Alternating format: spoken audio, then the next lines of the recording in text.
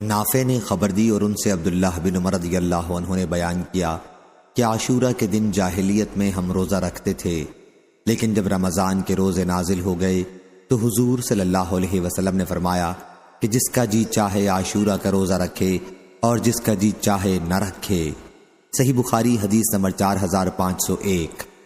ابن عینہ نے بیان کیا ان سے ظاہری نے، ان سے عروہ نے اور ان سے حضرت عائشہ رضی اللہ عنہا نے کہ عاشورہ کا روزہ رمضان کے روزوں کے حکم سے پہلے رکھا جاتا تھا، پھر جب رمضان کے روزوں کا حکم نازل ہوا تو آپ صلی اللہ علیہ وسلم نے فرمایا کہ جس کا جی چاہے عاشورہ کا روزہ رکھے اور جس کا جی چاہے نہ رکھے۔ صحیح بخاری حدیث نمبر 4502۔ عبداللہ رضی اللہ عنہ نے بیان کیا کہ اشعث ان کے یہاں آئے، وہ اس وقت کھانا کھا رہے تھے۔ اشعث نے کہا آج تو عاشورہ کا دن ہے۔ ابن مسعود رضی اللہ عنہ نے کہا کہ ان دنوں میں عاشورہ کا روزہ رمضان کے روزوں کے نازل ہونے سے پہلے رکھا جاتا تھا، لیکن جب رمضان کے روزے کا حکم نازل ہوا تو یہ روزہ چھوڑ دیا گیا، آؤ تم بھی کھانے میں شریک ہو جاؤ۔ صحیح بخاری حدیث نمبر 4503۔ حشام نے بیان کیا، کہا کہ مجھے میرے والد نے خبر دی اور ان سے عائشہ رضی اللہ عنہا نے بیان کیا کہ عاشورہ کے دن قریش زمانہ جاہلیت میں روزے رکھتے تھے اور نبی کریم صلی اللہ علیہ وسلم اس دن روزہ رکھتے تھے۔ جب آپ مدینہ تشریف لائے تو یہاں بھی آپ نے اس دن روزہ رکھا اور صحابہ رضی اللہ عنہم کو بھی اس کے رکھنے کا حکم دیا، لیکن جب رمضان کے روزوں کا حکم نازل ہوا تو رمضان کے روزے فرض ہو گئے اور عاشورہ کا روزہ فرض ہونا باقی نہ رہا۔ اب جس کا جی چاہے اس دن بھی روزہ رکھے اور جس کا جی چاہے نہ رکھے۔ صحیح بخاری حدیث نمبر 4504۔ اسحاق نے بیان کیا، انہوں نے کہا ہم سے عمرو بن دینار نے بیان کیا، ان سے عطا نے اور انہوں نے حضرت عبداللہ بن عباس رضی اللہ عنہ سے سنا، وہ یوں قرأت کر رہے تھے وَعَلَى الَّذِينَ يَطُوقُونَهُ تفعیل سے فدیۃ طعام مسکین۔ ابن عباس رضی اللہ عنہ نے کہا کہ یہ آیت منسوخ نہیں ہے، اس سے مراد بہت بوڑھا یا مرد یا بہت بوڑھی عورت ہے جو روزے کی طاقت نہیں رکھتی ہو، انہیں چاہیے کہ ہر روزے کے بدلے ایک مسکین کو کھانا کھلا دیں۔ صحیح بخاری حدیث نمبر 4505۔ سلمہ بن عقور رضی اللہ عنہ نے بیان کیا کہ جب یہ آیت نازل ہوئی وَعَلَى الَّذِينَ يَطِيقُونَهُ فِدْيَةٌ طَعَامُ مِسْكِينٍ، تو جس کا جی چاہتا تھا روزہ چھوڑ دیتا تھا اور اس کے بدلے میں فدیہ دے دیتا تھا، یہاں تک کہ اس کے بعد والی آیت نازل ہوئی اور اس نے پہلی آیت کو منسوخ کر دیا۔ ابو عبداللہ امام بخاری نے کہا کہ بکیر کا انتقال یزید سے پہلے تھا۔ بکیر جو یزید کے شاگرد تھے یزید سے پہلے 120 ہجری میں مر گئے تھے۔ صحیح بخاری حدیث نمبر 4507۔ احمد بن عثمان نے بیان کیا، ان سے شریح بن مسلمہ نے بیان کیا، کہا کہ مجھ سے ابراہیم بن یوسف نے بیان کیا، ان سے ان کے والد نے، ان سے ابو اسحاق نے بیان کیا، انہوں نے برا بن عازب رضی اللہ عنہ سے سنا کہ جب رمضان کے روزے کا حکم نازل ہوا تو مسلمان پورے رمضان اپنی بیویوں کے قریب نہیں جاتے تھے اور کچھ لوگوں نے اپنے کو خیانت میں مبتلا کر لیا تھا۔ اس پر اللہ تعالیٰ نے یہ آیت نازل فرمائی، اللہ تعالیٰ نے جان لیا کہ تم اپنے کو خیانت میں مبتلا کرتے رہتے تھے، پس اس نے تم پر رحمت سے توجہ فرمائی اور تم سے معاف کر دیا۔ صحیح بخاری حدیث نمبر 4508۔ عامر شعبی نے عدی بن حاتم رضی اللہ عنہ سے بیان کیا کہ انہوں نے ایک سفید دھاگا اور ایک سیاہ دھاگا لیا اور سوتے ہوئے اپنے ساتھ رکھ لیا۔ جب رات کا کچھ حصہ گزر گیا تو انہوں نے اسے دیکھا، وہ دونوں میں تمیز نہیں ہوئی۔ جب صبح ہوئی تو عرض کیا یا رسول اللہ صلی اللہ علیہ وسلم، میں نے اپنے تکیے کے نیچے سفید و سیاہ دھاگے رکھے ہوئے تھے اور کچھ نہیں ہوا، تو حضور صلی اللہ علیہ وسلم نے اس پر بطور مذاق کے فرمایا پھر تو تمہارا تکیہ بہت لمبا چوڑا ہوگا کہ صبح کا سفید خط اور سیاہ خط اس کے نیچے آ گیا تھا۔ صحیح بخاری حدیث نمبر 4509۔ عدی بن حاتم رضی اللہ عنہ نے بیان کیا کہ میں نے عرض کیا یا رسول اللہ صلی اللہ علیہ وسلم، آیت میں الخیط الابیض اور الخیط الاسود سے کیا مراد ہے؟ کیا ان سے مراد دو دھاگے ہیں؟ حضور اکرم صلی اللہ علیہ وسلم نے فرمایا کہ تمہاری کھوپڑی پھر تو بڑی لمبی چوڑی ہوگی اگر تم نے رات کو دو دھاگے دیکھے ہیں۔ پھر فرمایا کہ ان سے مراد رات کی سیاہی اور صبح کی سفیدی ہے۔ صحیح بخاری حدیث نمبر 4510۔ حضرت سہل بن سعد رضی اللہ عنہ نے بیان کیا کہ جب یہ آیت نازل ہوئی کہ کلوا واشربوا حتی یتبین لکم الخیط الابیض من الخیط الاسود اور من الفجر کے الفاظ ابھی نازل نہیں ہوئے تھے، تو کئی لوگ جب روزہ رکھنے کا ارادہ کرتے تو اپنے دونوں پاؤں میں سفید اور سیاہ دھاگا باندھ لیتے، اور پھر جب تک وہ دونوں دھاگے صاف دکھائی دینے نہ لگ جاتے برابر کھاتے پیتے رہتے۔ پھر اللہ تعالیٰ نے من الفجر کے الفاظ اتارے، تب ان کو معلوم ہوا کہ کالے دھاگے سے رات اور سفید دھاگے سے دن مراد ہے۔ صحیح بخاری حدیث نمبر 4511۔ برا بن عازب رضی اللہ عنہ نے بیان کیا کہ جب لوگ جاہلیت میں احرام باندھ لیتے تو گھروں میں پیچھے کی طرف سے چھت پر چڑھ کر داخل ہوتے۔ اس پر اللہ تعالیٰ نے یہ آیت نازل کی کہ اور یہ کوئی نیکی نہیں ہے کہ تم گھروں میں ان کے پیچھے کی طرف سے آؤ، البتہ نیکی یہ ہے کہ کوئی شخص تقوی اختیار کرے اور گھروں میں ان کے دروازوں سے آؤ۔ صحیح بخاری حدیث نمبر 4512۔ عبید اللہ عمری نے بیان کیا، ان سے نافع نے ابن عمر رضی اللہ عنہ سے کہ ان کے پاس ابن زبیر رضی اللہ عنہ کے فتنے کے زمانے میں جب ان پر حجاج ظالم نے حملہ کیا اور مکے کا محاصرہ کیا، دو آدمی علا بن عرار اور حبان سلمہ آئے اور کہا کہ لوگ آپس میں لڑ کر تباہ ہو رہے ہیں، آپ عمر رضی اللہ عنہ کے صاحبزادے اور رسول اللہ صلی اللہ علیہ وسلم کے صحابی ہیں، پھر آپ کیوں خاموش ہیں؟ اس فساد کو رفع کیوں نہیں کرتے؟ ابن عمر رضی اللہ عنہ نے کہا کہ میری خاموشی کی وجہ صرف یہ ہے کہ اللہ تعالیٰ نے میرے کسی بھی مسلمان بھائی کا خون مجھ پر حرام قرار دیا ہے۔ اس پر انہوں نے کہا کیا اللہ تعالیٰ نے یہ ارشاد نہیں فرمایا کہ اور ان سے لڑو یہاں تک کہ فساد باقی نہ رہے؟ ابن عمر رضی اللہ عنہ نے فرمایا ہم قرآن کے حکم کے مطابق لڑے ہیں یہاں تک کہ فتنہ یعنی شرک و کفر باقی نہیں رہا اور دین خالص اللہ کے لیے ہو گیا، لیکن تم لوگ چاہتے ہو کہ تم اس لیے لڑو کہ فتنہ اور فساد پیدا ہو اور دین اسلام ضعیف ہو، کافروں کو جیت ہو اور خدا کے برخلاف دوسروں کا حکم سنایا جائے۔ صحیح بخاری حدیث نمبر 4513۔ بکیر بن عبداللہ نے بیان کیا، ان سے نافع نے کہ ایک شخص حکیم ابن عمر رضی اللہ عنہ کی خدمت میں حاضر ہوا اور کہا کہ اے ابو عبد الرحمن رضی اللہ عنہ، تم کو کیا ہو گیا ہے کہ تم 1 سال حج کرتے ہو اور 1 سال عمرہ اور اللہ عز و جل کے راستے میں جہاد میں شریک نہیں ہوتے؟ آپ کو خود معلوم ہے کہ اللہ تعالیٰ نے جہاد کی طرف کتنی رغبت دلائی ہے۔ حضرت ابن عمر رضی اللہ عنہ نے فرمایا میرے بھتیجے، اسلام کی بنیاد 5 چیزوں پر ہے، اللہ اور اس کے رسول پر ایمان لانا، 5 وقت نماز پڑھنا، رمضان کے روزے رکھنا، زکوٰۃ دینا اور حج کرنا۔ انہوں نے کہا اے ابا عبد الرحمن رضی اللہ عنہ، کتاب اللہ میں جو اللہ تعالیٰ نے ارشاد فرمایا کیا آپ کو وہ معلوم نہیں ہے کہ مسلمان کی 2 جماعتیں اگر آپس میں جنگ کریں تو ان میں صلح کراؤ؟ اللہ تعالیٰ کے ارشاد الی امر اللہ تک، اور اللہ تعالیٰ کا ارشاد کہ ان سے جنگ کرو یہاں تک کہ فساد باقی نہ رہے۔ حضرت ابن عمر رضی اللہ عنہ بولے کہ رسول اللہ صلی اللہ علیہ وسلم کے عہد میں ہم یہ فرض انجام دے چکے ہیں۔ اس وقت مسلمان بہت تھوڑے تھے، کافروں کا ہجوم تھا، تو کافر لوگ مسلمانوں کا دین خراب کرتے تھے، کہیں مسلمانوں کو مار ڈالتے، کہیں تکلیف دیتے، یہاں تک کہ مسلمان بہت ہو گئے، فتنہ جاتا رہا۔ صحیح بخاری حدیث نمبر 4514۔ پھر اس شخص نے پوچھا اچھا تو یہ کہو کہ عثمان اور علی رضی اللہ عنہ کے باب میں تمہارا کیا اعتقاد ہے؟ انہوں نے کہا عثمان رضی اللہ عنہ کا قصور اللہ نے معاف کر دیا، لیکن تم اس معافی کو اچھا نہیں سمجھتے ہو۔ اب رہے حضرت علی رضی اللہ عنہ، تو وہ حضرت صلی اللہ علیہ وسلم کے چچا زاد بھائی اور آپ کے داماد تھے، اور ہاتھ کے اشارے سے بتلایا کہ یہ دیکھو ان کا گھر حضرت صلی اللہ علیہ وسلم کے گھر سے ملا ہوا ہے۔ صحیح بخاری حدیث نمبر 4515۔ سلیمان نے بیان کیا، انہوں نے ابو وائل سے سنا اور ان سے حذیفہ رضی اللہ عنہ نے بیان کیا کہ اللہ تعالیٰ کی راہ میں خرچ کرتے رہو اور اپنے کو اپنے ہاتھوں سے ہلاکت میں نہ ڈالو۔ اللہ کے راستے میں خرچ کرنے کے بارے میں نازل ہوئی تھی۔ صحیح بخاری حدیث نمبر 4516۔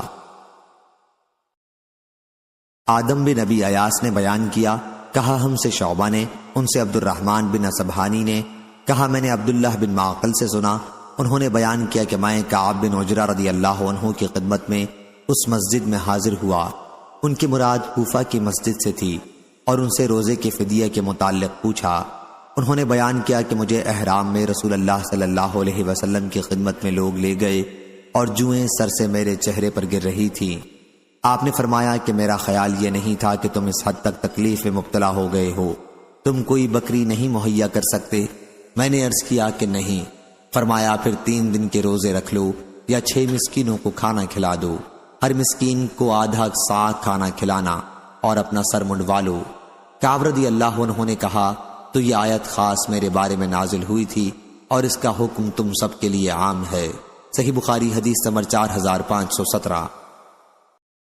عمران بن حسین رضی اللہ عنہ نے بیان کیا کہ حج میں تمتع کا حکم قرآن میں نازل ہوا اور ہم نے رسول اللہ صلی اللہ علیہ وسلم کے ساتھ تمتع کے ساتھ حج کیا، پھر اس کے بعد قرآن نے اس سے نہیں روکا اور نہ اس سے حضور صلی اللہ علیہ وسلم نے روکا، یہاں تک کہ آپ کی وفات ہو گئی، لہذا تمتع بھی جائز ہے۔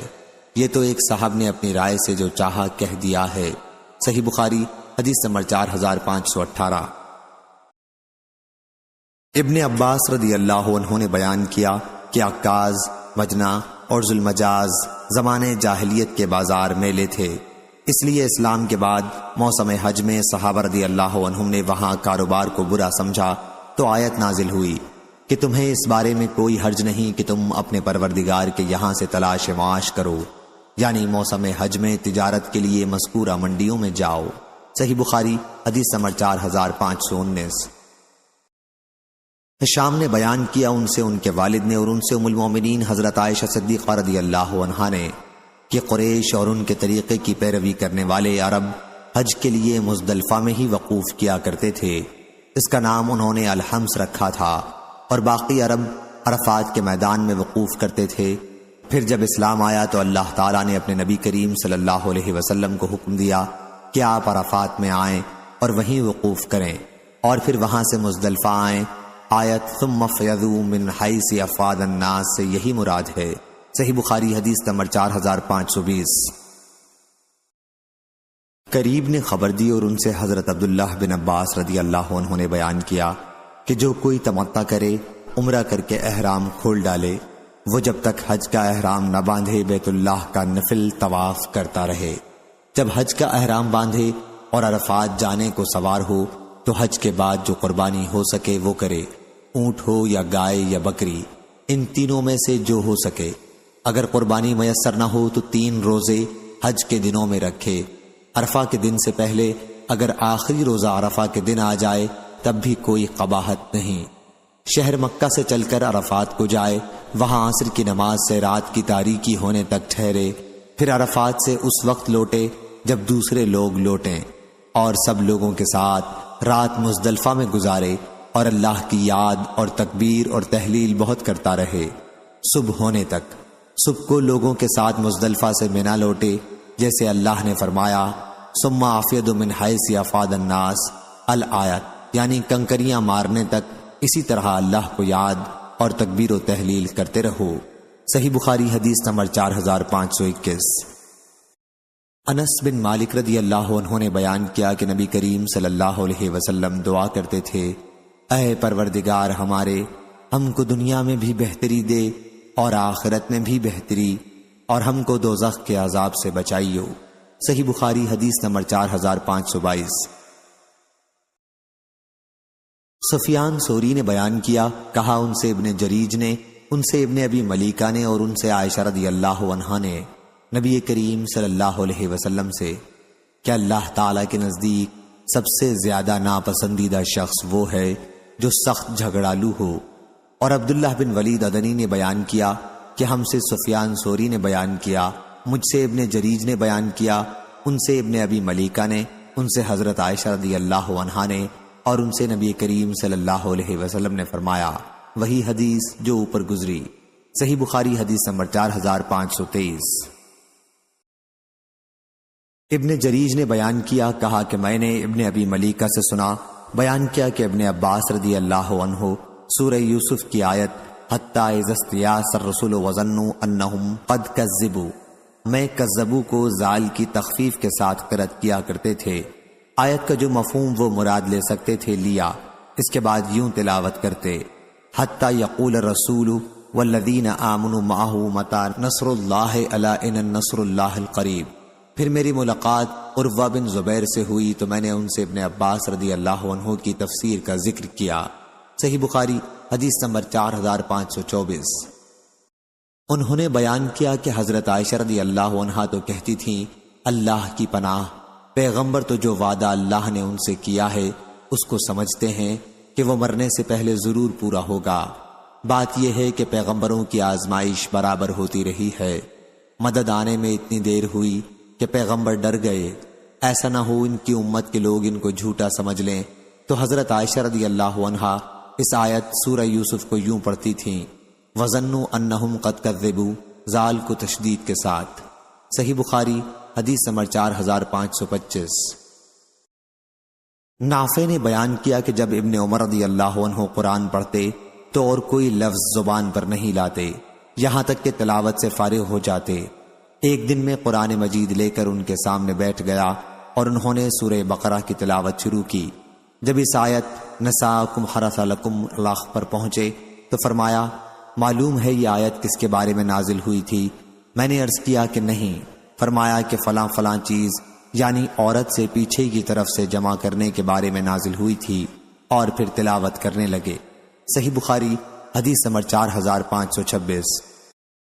ایوب نے بیان کیا ان سے نافع نے اور ان سے ابن عمر رضی اللہ عنہ نے کہ آیت سو تم اپنے کھیت میں آؤ جس طرح چاہو کے بارے میں فرمایا کہ پیچھے سے بھی آ سکتا ہے، اور اس حدیث کو محمد بن یحییٰ بن سعید قطان نے بھی اپنے والد سے، انہوں نے عبید اللہ سے، انہوں نے نافع سے، اور انہوں نے عبداللہ بن عمر رضی اللہ عنہ سے روایت کیا ہے۔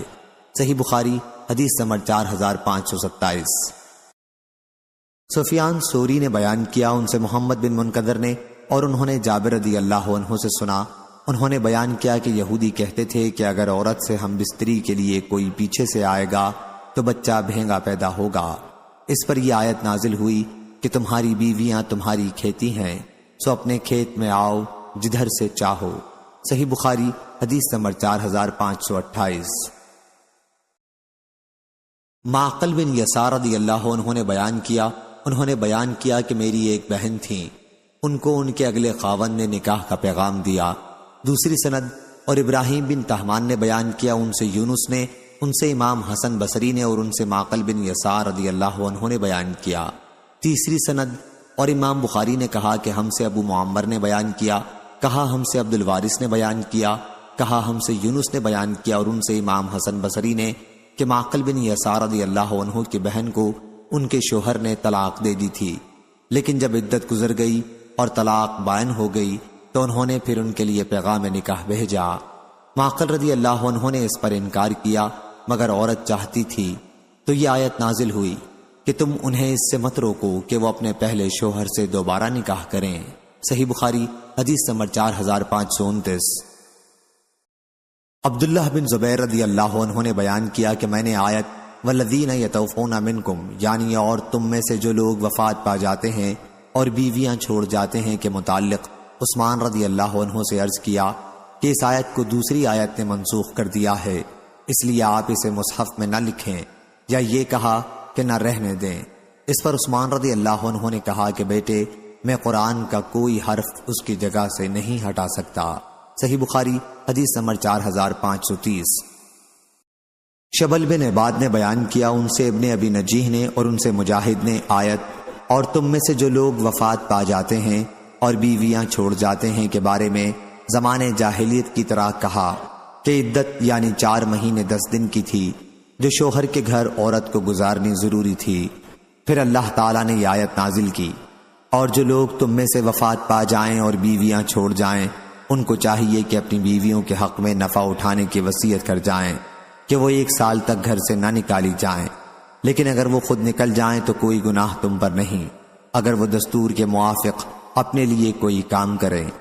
فرمایا کہ اللہ تعالیٰ نے عورت کے لیے 7 مہینے اور 20 دن وصیت کے قرار دیے کہ اگر وہ اس مدت میں چاہے تو اپنے لیے وصیت کے مطابق شوہر کے گھر میں ہی ٹھہرے، اور اگر چاہے تو کہیں اور چلی جائے کہ اگر ایسی عورت کہیں اور چلی جائے تو تمہارے حق میں کوئی گناہ نہیں، پس عدت کے ایام تو وہی ہیں جنہیں گزارنا اس پر ضروری ہے، یعنی 4 مہینے 10 دن۔ شبل نے کہا ابن ابی نجیح نے مجاہد سے ایسا ہی نقل کیا ہے، اور عطا بن ابی رباح نے کہا کہ ابن عباس رضی اللہ عنہ نے کہا اس آیت نے اس رسم کو منسوخ کر دیا کہ عورت اپنے خاوند کے گھر کے پاس عدت گزارے۔ اس آیت کی روح سے عورت کو اختیار ملا جہاں چاہے وہاں عدت گزارے، اور اللہ پاک کے قول غیر اخراج کا یہی مطلب ہے۔ عطا نے کہا عورت اگر چاہے تو اپنے خاوند کے گھر والوں میں عدت گزارے اور خاوند کی وصیت کے موافق اسی کے گھر میں رہے، اور اگر چاہے تو وہاں سے نکل جائے، کیونکہ اللہ تعالیٰ نے فرمایا اگر وہ نکل جائیں تو دستور موافق اپنے حق میں جو بات کریں اس میں کوئی گناہ تم پر نہ ہوگا۔ عطا نے کہا کہ پھر میراث کا حکم نازل ہوا جو سورہ نساء میں ہے، اور اس نے عورت کے لیے گھر میں رکھنے کے حکم کو منسوخ قرار دیا۔ اب عورت جہاں چاہے عدت گزار سکتی ہے، اسے مکان کا خرچہ دینا ضروری نہیں۔ اور محمد بن یوسف نے روایت کیا، ان سے ورقہ بن عمرو نے بیان کیا، ان سے ابن ابی نجیح نے، اور ان سے مجاہد نے یہی قول بیان کیا، اور فرزندان ابن ابی نجیح سے نقل کیا، ان سے عطا بن ابی رباح نے بیان کیا، اور ان سے ابن عباس رضی اللہ عنہ نے بیان کیا کہ اس آیت نے صرف شوہر کے گھر میں عدت کے حکم کو منسوخ قرار دیا ہے، اب وہ جہاں چاہے عدت گزار سکتی ہے، جیسا کہ اللہ تعالیٰ کے ارشاد غیر اخراج وغیرہ سے ثابت ہے۔ صحیح بخاری حدیث نمبر 4531۔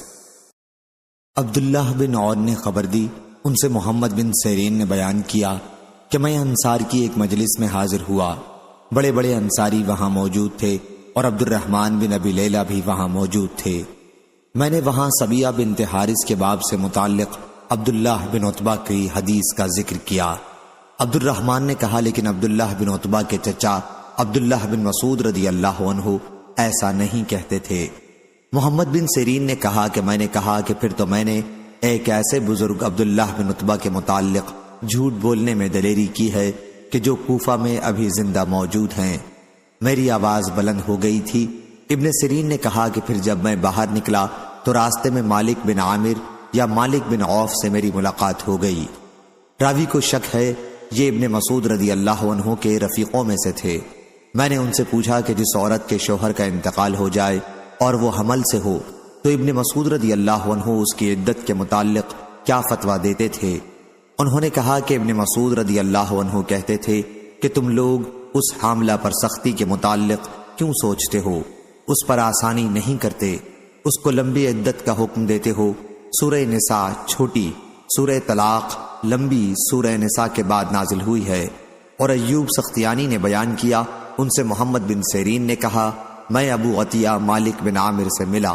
صحیح بخاری حدیث نمبر 4532۔ حشام بن حسان نے بیان کیا، ان سے محمد بن سیرین نے، ان سے عبیدہ نے، اور ان سے حضرت علی رضی اللہ عنہ نے بیان کیا کہ نبی کریم صلی اللہ علیہ وسلم نے فرمایا۔ دوسری سند امام بخاری نے کہا کہ مجھ سے عبد الرحمن بن بشر بن حکم نے بیان کیا، کہا ہم سے یحییٰ بن سعید قطان نے بیان کیا، ان سے حشام بن حسان نے کہا کہ مجھ سے محمد بن سیرین نے بیان کیا، ان سے عبیدہ بن عمرو نے، اور ان سے علی رضی اللہ عنہ نے کہ نبی کریم صلی اللہ علیہ وسلم نے غزوہ خندق کے موقع پر فرمایا تھا ان کفار نے ہمیں درمیانی نماز نہیں پڑھنے دی یہاں تک کہ سورج غروب ہو گیا، خدا ان کی قبروں اور گھروں کو یا ان کے پیٹوں کو آگ سے بھر دے۔ قبروں اور گھروں یا پیٹوں کے لفظ میں شک یحییٰ بن سعید راوی کی طرف سے ہے۔ صحیح بخاری حدیث نمبر 4533۔ زید بن ارقم رضی اللہ عنہ نے بیان کیا کہ پہلے ہم نماز پڑھتے ہوئے بات بھی کر لیا کرتے تھے، کوئی بھی شخص اپنے دوسرے بھائی سے اپنی کسی ضرورت کے لیے بات کر لیتا تھا، یہاں تک کہ یہ آیت نازل ہوئی، سبھی نمازوں کی پابندی رکھو اور خاص طور پر بیچ والی نماز کی، اور اللہ کے سامنے فرما برداروں کی طرح کھڑے ہوا کرو۔ اس آیت کے ذریعے ہمیں نماز میں چپ رہنے کا حکم دیا گیا۔ صحیح بخاری حدیث نمبر 4534۔ امام مالک نے بیان کیا، ان سے نافع نے کہ جب حضرت عبداللہ بن عمر رضی اللہ عنہ سے نماز خوف کے متعلق پوچھا جاتا تو وہ فرماتے کہ امام مسلمانوں کی ایک جماعت کو لے کر خود آگے بڑھے اور انہیں 1 رکعت نماز پڑھائے۔ اس دوران میں مسلمانوں کی دوسری جماعت ان کے اور دشمن کے درمیان میں رہے، یہ لوگ نماز میں ابھی شریک نہ ہوں۔ پھر جب امام ان لوگوں کو 1 رکعت پڑھا چکے جو پہلے اس کے ساتھ تھے، تو اب یہ لوگ پیچھے ہٹ جائیں اور ان کی جگہ لے لیں جنہوں نے اب تک نماز نہیں پڑھی ہے، لیکن یہ لوگ سلام نہ پھیریں۔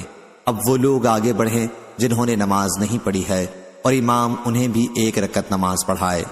اب امام 2 رکعت پڑھ چکنے کے بعد نماز سے فارغ ہو چکا، پھر دونوں جماعتیں جنہوں نے الگ الگ امام کے ساتھ 1 رکعت نماز پڑھی تھی اپنی باقی 1 رکعت ادا کر لیں، جبکہ امام اپنی نماز سے فارغ ہو چکا ہے۔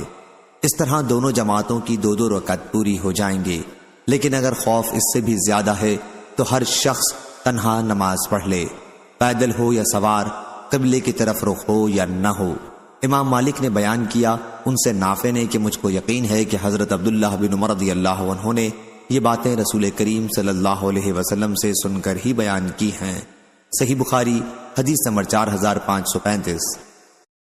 ابن ابی ملیکہ نے بیان کیا کہ حضرت ابن زبیر رضی اللہ عنہ نے حضرت عثمان بن عفان رضی اللہ عنہ سے کہا کہ سورہ بقرہ کی آیت یعنی جو لوگ تم میں سے وفات پا جائیں اور بیویاں چھوڑ جائیں، اللہ تعالیٰ کے فرمان غیر اخراج تک کو دوسری آیت نے منسوخ کر دیا ہے، اس کو آپ نے مصحف میں کیوں لکھوایا، چھوڑ کیوں نہیں دیا؟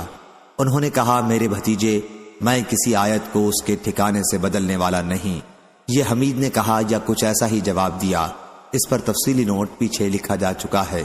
صحیح بخاری حدیث نمبر 4536۔ حضرت ابو ہریرہ رضی اللہ عنہ نے بیان کیا کہ رسول اللہ صلی اللہ علیہ وسلم نے فرمایا شک کرنے کا ہمیں ابراہیم علیہ السلام سے زیادہ حق ہے۔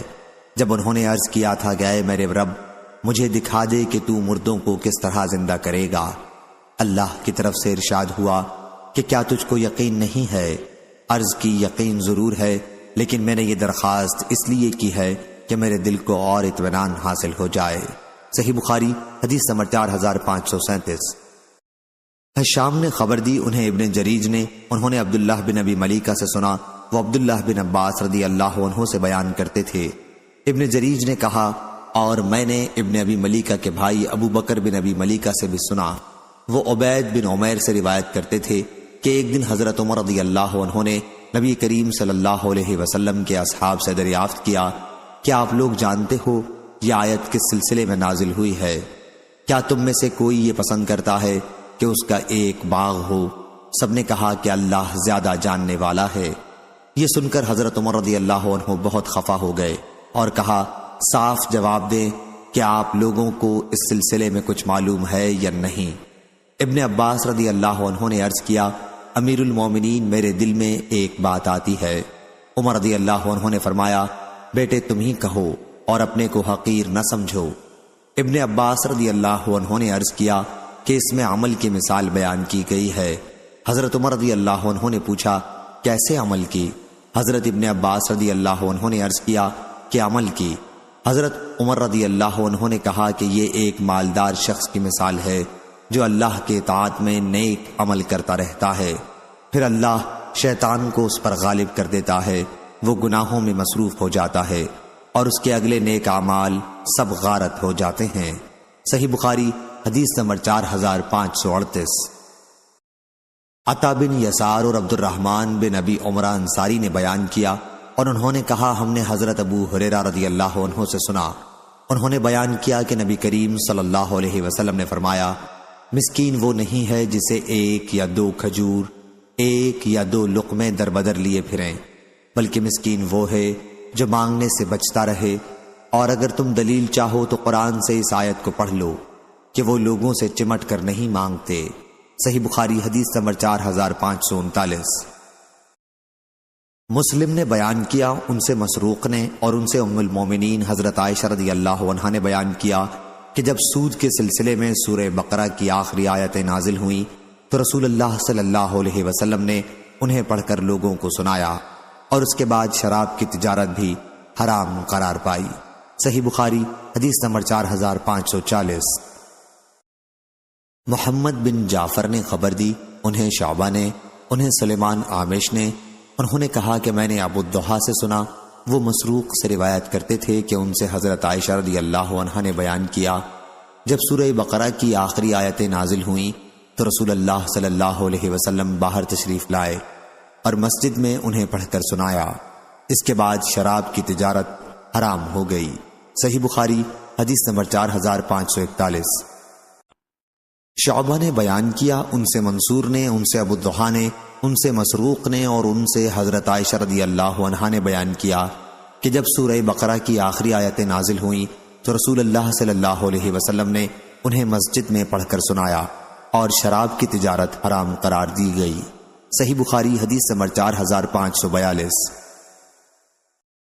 حضرت عائشہ رضی اللہ عنہا نے بیان کیا کہ جب سورہ بقرہ کی آخری آیات نازل ہوئیں تو رسول اللہ صلی اللہ علیہ وسلم کھڑے ہوئے اور ہمیں پڑھ کر سنایا، پھر شراب کی تجارت حرام کر دی۔ صحیح بخاری حدیث نمبر 4543۔ حضرت ابن عباس رضی اللہ عنہ نے بیان کیا کہ آخری آیت جو نبی کریم صلی اللہ علیہ وسلم پر نازل ہوئی وہ سود کی آیت تھی۔ صحیح بخاری حدیث نمبر 4544۔ بکیر حران نے بیان کیا، ان سے شعبہ نے، ان سے خالد حذا نے، ان سے مروان اصفر نے اور ان سے نبی کریم صلی اللہ علیہ وسلم کے ایک صحابی یعنی حضرت ابن عمر رضی اللہ عنہ نے کہ آیت اور جو کچھ تمہارے نفسوں کے اندر ہے اگر تم ان کو ظاہر کرو یا چھپائے رکھو آخر تک منسوخ ہو گئی تھی۔ صحیح بخاری حدیث نمبر 4545۔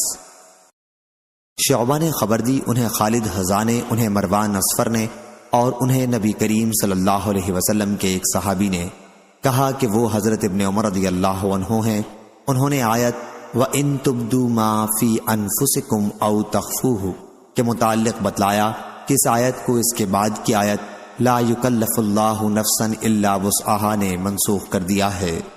صحیح بخاری حدیث نمبر 4546۔ یزید بن ابراہیم تستری نے بیان کیا، ان سے ابن ابی ملیکہ نے، ان سے قاسم بن محمد نے اور ان سے حضرت عائشہ رضی اللہ عنہا نے کہ رسول اللہ صلی اللہ علیہ وسلم نے اس آیت کی تلاوت کی وَهُوَ الَّذِي أَنزَلَ عَلَيْكَ الْكِتَابَ، یعنی وہ وہی خدا ہے جس نے تجھ پر کتاب اتاری ہے، اس میں محکم آیتیں ہیں اور وہی کتاب کا اصل دار و مدار ہیں اور دوسری آیتیں متشابہ ہیں، سو وہ لوگ جن کے دلوں میں چڑپن ہے وہ اس کے اسی حصے کے پیچھے لگ جاتے ہیں جو متشابہ ہیں، فتنے کی تلاش میں اور اس کی غلط تعویل کی تلاش میں، آخر آیت اولی الباب تک۔ حضرت عائشہ رضی اللہ عنہا نے کہا کہ حضرت صلی اللہ علیہ وسلم نے فرمایا جب تم ایسے لوگوں کو دیکھو جو متشابہ آیتوں کے پیچھے پڑے ہوئے ہوں تو یاد رکھو کہ یہ وہی لوگ ہیں جن کا اللہ تعالیٰ نے آیت بالا میں ذکر فرمایا ہے، اس لیے ان سے بچتے رہو۔ صحیح بخاری حدیث نمبر 4547۔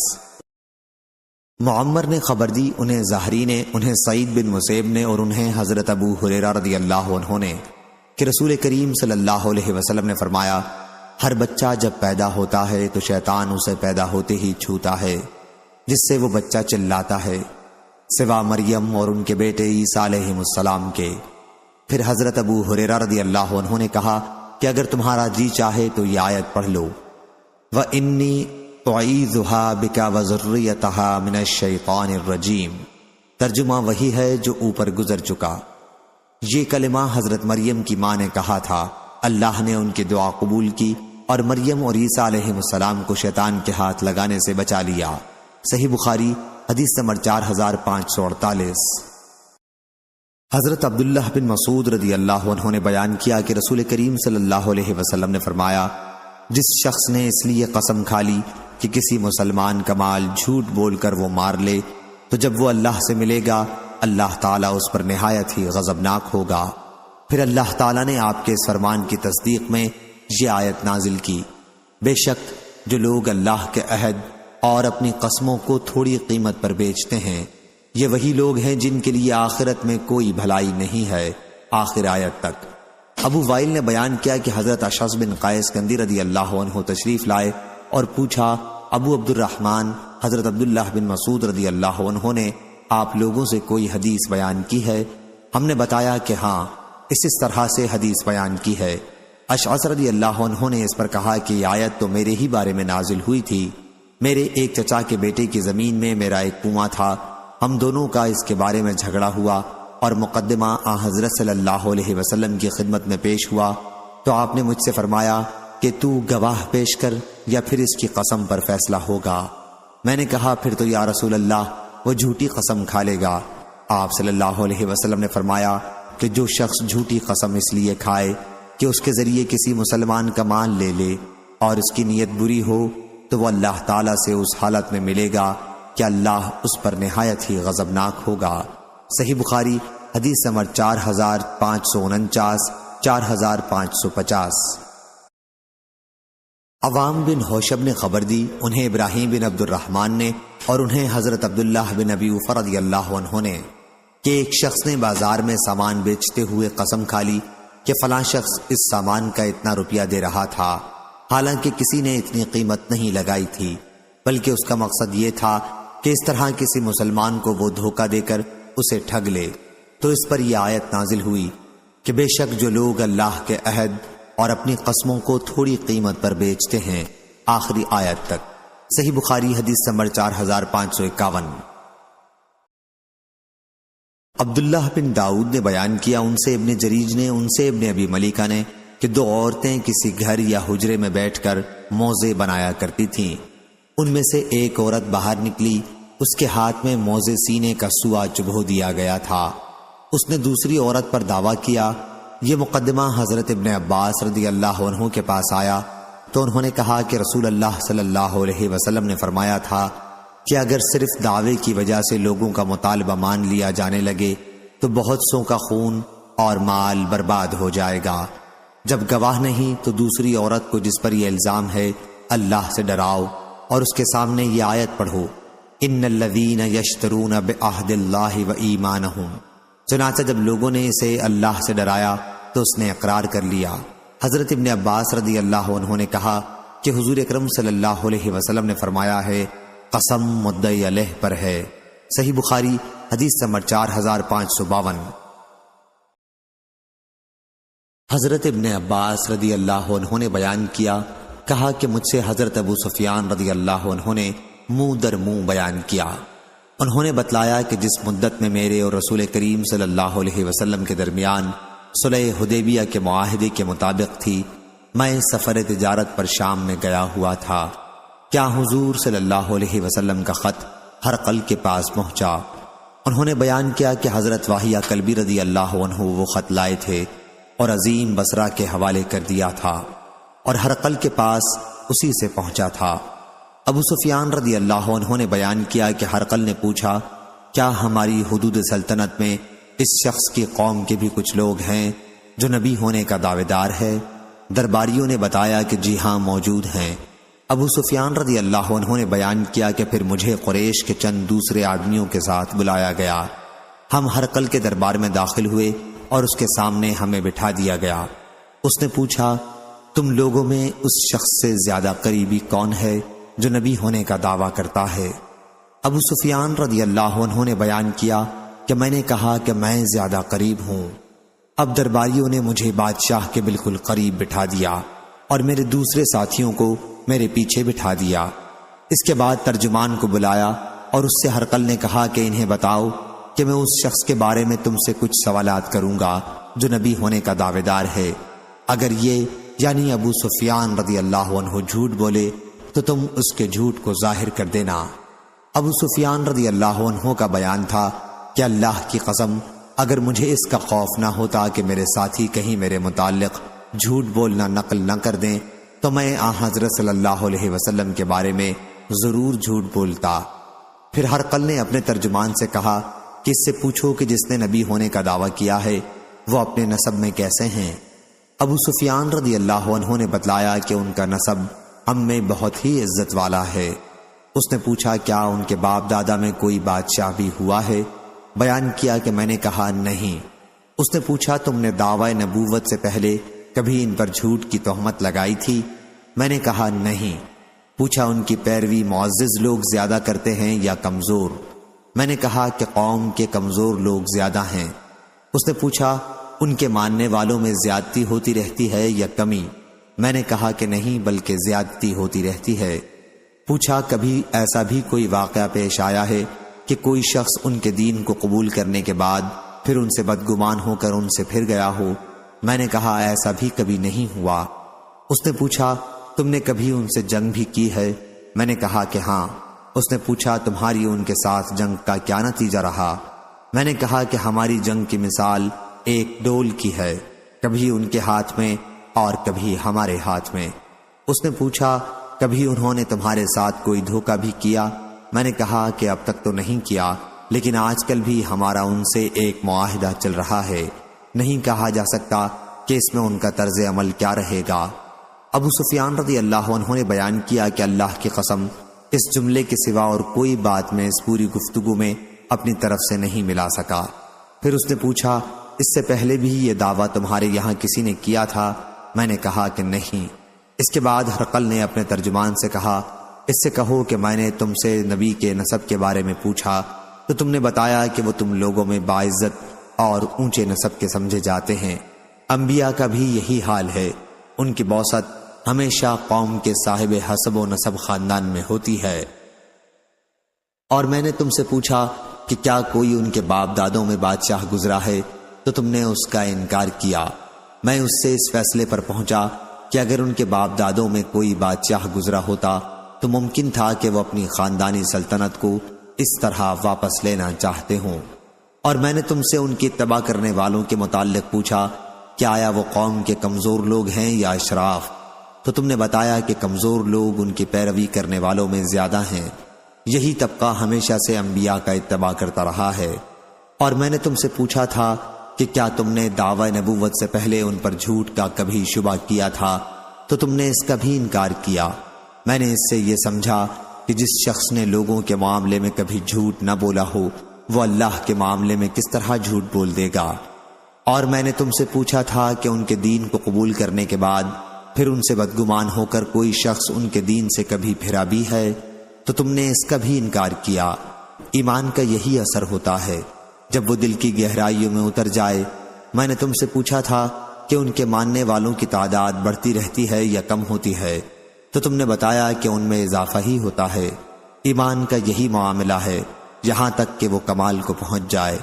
میں نے تم سے پوچھا کہ کیا تم نے کبھی ان سے جنگ بھی کی ہے تو تم نے بتایا کہ جنگ کی ہے، اور تمہارے درمیان لڑائی کا نتیجہ ایسا رہا ہے کہ کبھی تمہارے حق میں اور کبھی ان کے حق میں۔ انبیاء کا بھی یہی معاملہ ہے، انہیں آزمائش میں ڈالا جاتا ہے اور آخر انجام انہی کے حق میں ہوتا ہے۔ اور میں نے تم سے پوچھا تھا کہ اس نے تمہارے ساتھ کبھی خلاف عہد بھی معاملہ کیا ہے تو تم نے اس سے بھی انکار کیا۔ انبیاء کبھی عہد کے خلاف نہیں کرتے۔ اور میں نے تم سے پوچھا تھا کہ کیا تمہارے یہاں اس طرح کا دعویٰ پہلے بھی کسی نے کیا تھا؟ تم نے کہا کہ پہلے کسی نے اس طرح کا دعویٰ نہیں کیا۔ میں اس سے اس فیصلے پر پہنچا کہ اگر کسی نے تمہارے یہاں اس سے پہلے اس طرح کا دعویٰ کیا ہوتا تو یہ کہا جا سکتا تھا کہ یہ بھی اس کی نقل کر رہے ہیں۔ بیان کیا کہ پھر ہرقل نے پوچھا وہ تمہیں کن چیزوں کا حکم دیتے ہیں؟ میں نے کہا نماز، زکوٰۃ، صلہ رحمی اور پاک دامنی کا۔ آخر اس نے کہا کہ جو کچھ تم نے بتایا ہے اگر وہ صحیح ہے تو یقیناً وہ نبی ہے۔ اس کا علم تو مجھے بھی تھا کہ ان کی نبوت کا زمانہ قریب ہے، لیکن یہ خیال نہ تھا کہ وہ تمہاری قوم میں ہوں گے۔ اگر مجھے ان تک پہنچ سکنے کا یقین ہوتا تو میں ضرور ان سے ملاقات کرتا، اور اگر میں ان کی خدمت میں ہوتا تو ان کے قدموں کو دھوتا، اور ان کی حکومت میرے ان 2 قدموں تک پہنچ کر رہے گی۔ ابو سفیان رضی اللہ عنہ نے بیان کیا کہ پھر اس نے رسول اللہ صلی اللہ علیہ وسلم کا خط منگوایا اور اسے پڑھا۔ اس میں یہ لکھا ہوا تھا اللہ رحمان و رحیم کے نام سے شروع کرتا ہوں، اللہ کے رسول صلی اللہ علیہ وسلم کی طرف سے عظیم روم ہرقل کی طرف، سلامتی ہو اس پر جو ہدایت کی اتباع کرے۔ اما بعد، میں تمہیں اسلام کی طرف بلاتا ہوں۔ اسلام لاؤ تو سلامتی پاؤ گے، اور اسلام لاؤ تو اللہ تمہیں دوہرا اجر دے گا، لیکن تم نے اگر منہ موڑا تو تمہاری رعایا کے کفر کا بار بھی سب تم پر ہوگا۔ اور اے کتاب والو، ایک ایسی بات کی طرف آ جاؤ جو ہم میں اور تم میں برابر ہے، وہ یہ ہے کہ ہم سوائے اللہ کے اور کسی کی عبادت نہ کریں۔ اللہ تعالیٰ کے فرمان اشہدوا بأننا مسلمون تک جب ہرقل خط پڑھ چکا تو دربار میں بڑا شور برپا ہو گیا، اور پھر ہمیں دربار سے باہر کر دیا گیا۔ باہر آ کر میں نے اپنے ساتھیوں سے کہا کہ ابن ابی کبسہ کا معاملہ تو اب اس حد تک پہنچ چکا ہے کہ ملک بنی الاسور ہرقل بھی ان سے ڈرنے لگا۔ اس واقعے کے بعد مجھے یقین ہو گیا کہ حضور صلی اللہ علیہ وسلم غالب آ کر رہیں گے، اور آخر اللہ تعالیٰ نے اسلام کی روشنی میرے دل میں بھی ڈال ہی دی۔ ظاہری نے کہا کہ پھر ہرقل نے روم کے سرداروں کو بلا کر ایک خاص کمرے میں جمع کیا، پھر ان سے کہا، اے رومیوں، کیا تم ہمیشہ کے لیے فلاح اور بھلائی چاہتے ہو، اور یہ کہ تمہارا ملک تمہارے ہی ہاتھ میں رہے؟ اگر تم ایسا چاہتے ہو تو اسلام قبول کر لو۔ راوی نے بیان کیا کہ یہ سنتے ہی وہ سب وحشی جانوروں کی طرح دروازے کی طرف بھاگے۔ دیکھا تو دروازہ بند تھا۔ پھر ہرقل نے سب کو اپنے پاس بلایا کہ انہیں میرے پاس لاؤ، اور ان سے کہا کہ میں نے تو تمہیں آزمایا تھا کہ تم اپنے دین میں کتنے پختہ ہو۔ اب میں نے اس چیز کا مشاہدہ کر لیا جو مجھے پسند تھی۔ چنانچہ سب درباریوں نے اسے سجدہ کیا اور اس سے راضی ہو گئے۔ صحیح بخاری حدیث نمبر 4553۔ امام مالک نے بیان کیا، ان سے اسحاق بن عبداللہ بن ابی طلحہ نے، انہوں نے حضرت انس بن مالک رضی اللہ عنہ سے سنا، انہوں نے بیان کیا، مدینے میں حضرت ابو طلحہ رضی اللہ عنہ کے پاس انصار میں سب سے زیادہ کھجوروں کے درخت تھے، اور بے رحائی کا باغ اپنی تمام جائیداد میں انہیں سب سے زیادہ عزیز تھا۔ یہ باغ مسجد نبوی کے سامنے ہی تھا، اور حضور اکرم صلی اللہ علیہ وسلم بھی اس میں تشریف لے جاتے اور اس کے میٹھے اور عمدہ پانی کو پیتے۔ پھر جب آیت جب تک تم اپنی عزیز ترین چیزوں کو نہ خرچ کرو گے نیکی کے مرتبے کو نہ پہنچ سکو گے نازل ہوئی تو حضرت ابو طلحہ رضی اللہ عنہ اٹھے اور عرض کیا، یا رسول اللہ، اللہ تعالیٰ فرماتا ہے کہ جب تک تم اپنی عزیز چیزوں کو خرچ نہ کرو گے نیکی کے مرتبے کو نہ پہنچ سکو گے، اور میرا سب سے زیادہ عزیز مال بے رحائی ہے، اور یہ اللہ کی راہ میں صدقہ ہے، اللہ ہی سے میں اس کے ثواب و اجر کی توقع رکھتا ہوں، بس یا رسول اللہ جہاں آپ مناسب سمجھیں اسے استعمال کریں۔ حضور صلی اللہ علیہ وسلم نے فرمایا، خوب، یہ فانی ہی دولت تھی، یہ فانی ہی دولت تھی، جو کچھ تم نے کہا ہے وہ میں نے سن لیا، اور میرا خیال ہے کہ تم اپنے عزیز و اقربا کو اسے دے دو۔ حضرت ابو طلحہ رضی اللہ عنہ نے کہا کہ میں ایسا ہی کروں گا یا رسول اللہ۔ چنانچہ انہوں نے وہ باغ اپنے عزیزوں اور اپنے ناتے والوں میں بانٹ دیا۔ عبداللہ بن یوسف اور روح بن عبادہ نے ذالک مال ربح سے بیان کیا ہے، یعنی یہ مال بہت نفع دینے والا ہے۔ مجھ سے یحییٰ بن یحییٰ نے بیان کیا، کہا کہ میں نے امام مالک کے سامنے مال رواح سے پڑھا تھا۔ صحیح بخاری حدیث نمبر 4554۔ حضرت انس رضی اللہ عنہ نے بیان کیا کہ پھر حضرت ابو طلحہ رضی اللہ عنہ نے وہ باغ حسان اور ابی رضی اللہ عنہ کو دے دیا تھا۔ میں ان دونوں سے ان کا زیادہ قریبی تھا لیکن مجھے نہیں دیا۔ صحیح بخاری حدیث نمبر 4555۔ موسیٰ بن عقبہ نے بیان کیا، ان سے نافع نے اور ان سے حضرت عبداللہ بن عمر رضی اللہ عنہ نے، کہ کچھ یہودی نبی کریم صلی اللہ علیہ وسلم کے پاس اپنے قبیلے کے ایک مرد اور ایک عورت کو لے کر آئے جنہوں نے زنا کیا تھا۔ آپ صلی اللہ علیہ وسلم نے ان سے پوچھا، اگر تم میں سے کوئی زنا کرے تو تم اس کو کیا سزا دیتے ہو؟ انہوں نے کہا کہ ہم اس کا منہ کالا کر کے اسے مارتے پیٹتے ہیں۔ آپ نے فرمایا، کیا توریت میں رجم کا حکم نہیں ہے؟ انہوں نے کہا، ہم نے توریت میں رجم کا حکم نہیں دیکھا۔ حضرت عبداللہ بن سلام رضی اللہ عنہ بولے کہ تم جھوٹ بول رہے ہو، توریت لاؤ اور اسے پڑھو اگر تم سچے ہو۔ جب توریت لائی گئی تو ان کے ایک بہت بڑے مدرس نے، جو انہیں توریت کا درس دیا کرتا تھا، آیت رجم پر اپنی ہتھیلی رکھ لی اور اس سے پہلے اور اس کے بعد کی عبارت پڑھنے لگا اور آیت رجم نہیں پڑھتا تھا۔ حضرت عبداللہ بن سلام رضی اللہ عنہ نے اس کے ہاتھ کو آیت رجم سے ہٹا دیا اور اس سے پوچھا کہ یہ کیا ہے؟ جب یہودیوں نے دیکھا تو کہنے لگے کہ یہ آیت رجم ہے۔ پھر حضرت صلی اللہ علیہ وسلم نے حکم دیا اور ان دونوں کو مسجد نبوی کے قریب ہی جہاں جنازے لا کر رکھے جاتے تھے رجم کر دیا گیا۔ میں نے دیکھا کہ اس عورت کا ساتھی عورت کو پتھر سے بچانے کے لیے اس پر جھک جھک پڑتا تھا۔ صحیح بخاری حدیث نمبر 4556۔ محمد بن یوسف نے بیان کیا، کہا ان سے سفیان نے، ان سے میسرہ نے، ان سے ابو حازم نے اور ان سے ابو ہریرہ رضی اللہ عنہ نے آیت تم لوگ بہترین امت ہو جو لوگوں کے لیے پیدا کی گئی ہو کے بارے میں کہا تم لوگ لوگوں کے لیے سب لوگوں سے بہتر ہو، اور کہا ان کو گردنوں میں زنجیریں ڈال کر لڑائی میں گرفتار کر کے لاتے ہو، پھر وہ اسلام میں داخل ہو جاتے ہیں۔ صحیح بخاری حدیث نمبر 4557۔ عمرو بن دینار نے کہا انہوں نے حضرت جابر بن عبداللہ انصاری رضی اللہ عنہ سے سنا، انہوں نے بیان کیا کہ ہمارے ہی بارے میں یہ آیت نازل ہوئی تھی جب ہم سے 2 جماعتیں اس کا خیال کر بیٹھی تھیں کہ ہمت ہار دیں، درا حالانکہ اللہ دونوں کا مددگار تھا۔ سفیان نے بیان کیا کہ ہم 2 جماعتیں بنو حارثہ اور بنو سلمہ تھے، حالانکہ اس آیت میں ہمارے بودے پن کا ذکر ہے، مگر ہم کو یہ پسند نہیں کہ آیت نہ اترتی، کیونکہ اس میں یہ مذکور ہے کہ اللہ ان دونوں گروہوں کا مددگار سرپرست ہے۔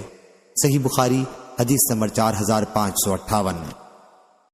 سالم نے بیان کیا ان سے ان کے والد عبداللہ بن عمر رضی اللہ عنہ نے بیان کیا، اور انہوں نے رسول اللہ صلی اللہ علیہ وسلم سے سنا، آپ نے فجر کی دوسری رکعت کے رکوع سے سر اٹھا کر یہ بد دعا کی، اے اللہ فلاں فلاں اور فلاں کافر پر لعنت کر۔ یہ بد دعا آپ نے سمع اللہ لمن حمدہ اور ربنا ولک الحمد کے بعد کی تھی۔ اس پر اللہ تعالی نے یہ آیت اتاری، آپ کو اس میں کوئی دخل نہیں، آخر آیت فَأَنَّهُمْ ظَلِمُونَ تک۔ اس روایت کو اسحاق بن راشد نے ظاہری سے نقل کیا ہے۔ صحیح بخاری حدیث نمبر 4559۔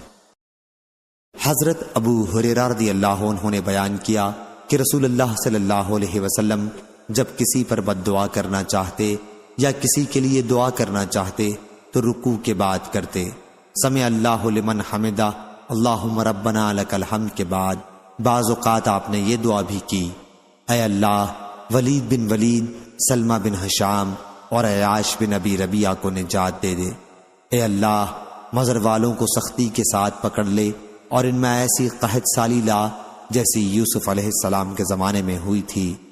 آپ صلی اللہ علیہ وسلم بلند آواز سے یہ دعا کرتے، اور آپ نماز فجر کی بعض رکعت میں یہ دعا کرتے، اے اللہ فلاں اور فلاں کو اپنی رحمت سے دور کر دے۔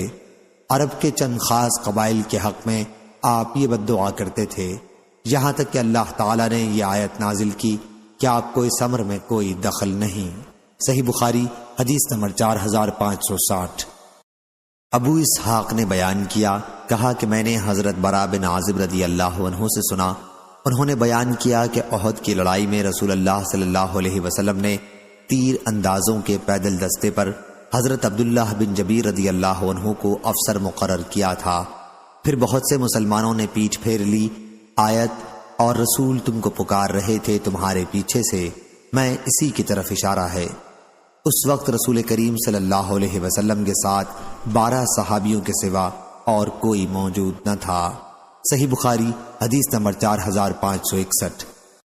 حضرت انس رضی اللہ عنہ نے بیان کیا کہ حضرت ابو طلحہ رضی اللہ عنہ نے کہا، احد کی لڑائی میں جب ہم صف باندھے کھڑے تھے تو ہم پر غنودگی طاری ہو گئی تھی۔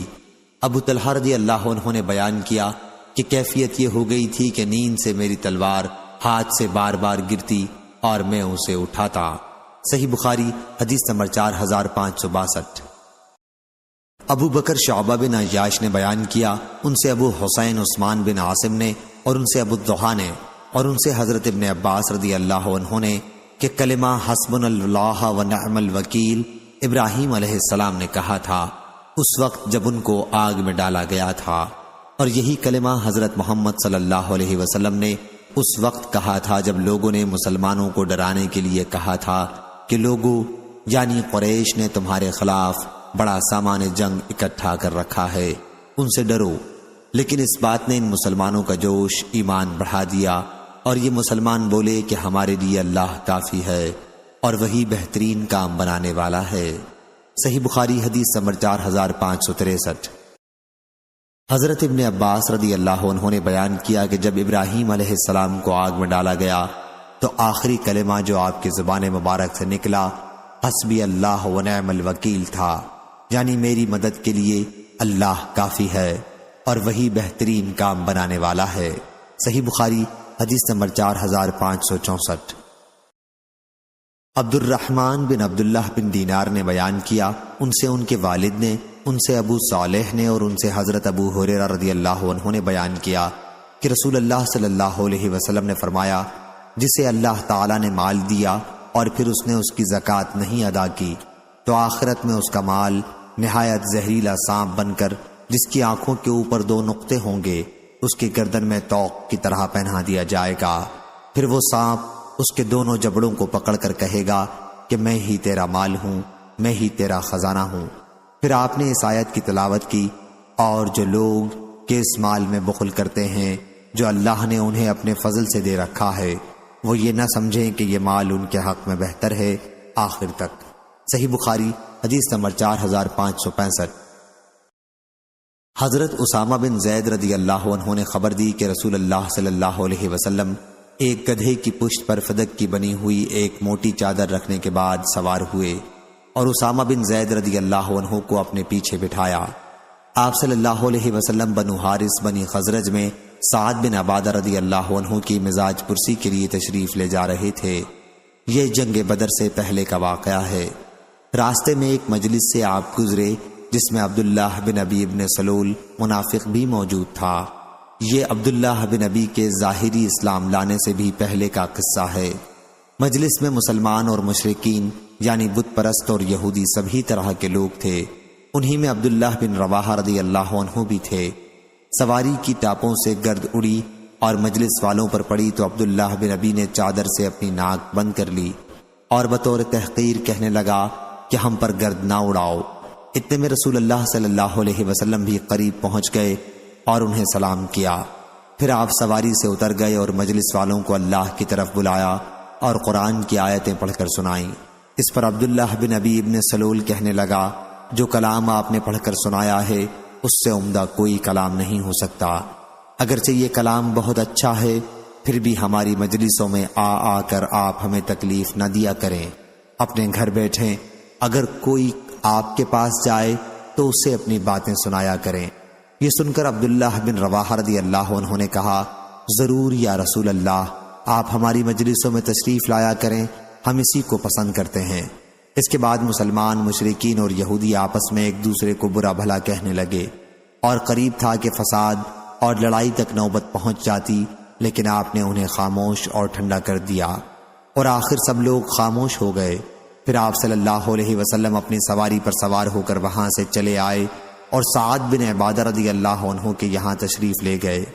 حضور صلی اللہ علیہ وسلم نے سعد بن عبادہ رضی اللہ عنہ سے بھی اس کا ذکر کیا کہ سعد، تم نے نہیں سنا ابو حباب، آپ کی مراد عبداللہ بن ابی بن سلول سے تھی، کیا کہہ رہا تھا؟ اس نے اس طرح کی باتیں کی ہیں۔ سعد بن عبادہ رضی اللہ عنہ نے عرض کیا، یا رسول اللہ، آپ اسے معاف فرما دیں اور اس سے درگزر کر دیں۔ اس ذات کی قسم جس نے آپ پر کتاب نازل کی ہے، اللہ نے آپ صلی اللہ علیہ وسلم کے ذریعے وہ حق بھیجا ہے جو اس نے آپ پر نازل کیا ہے۔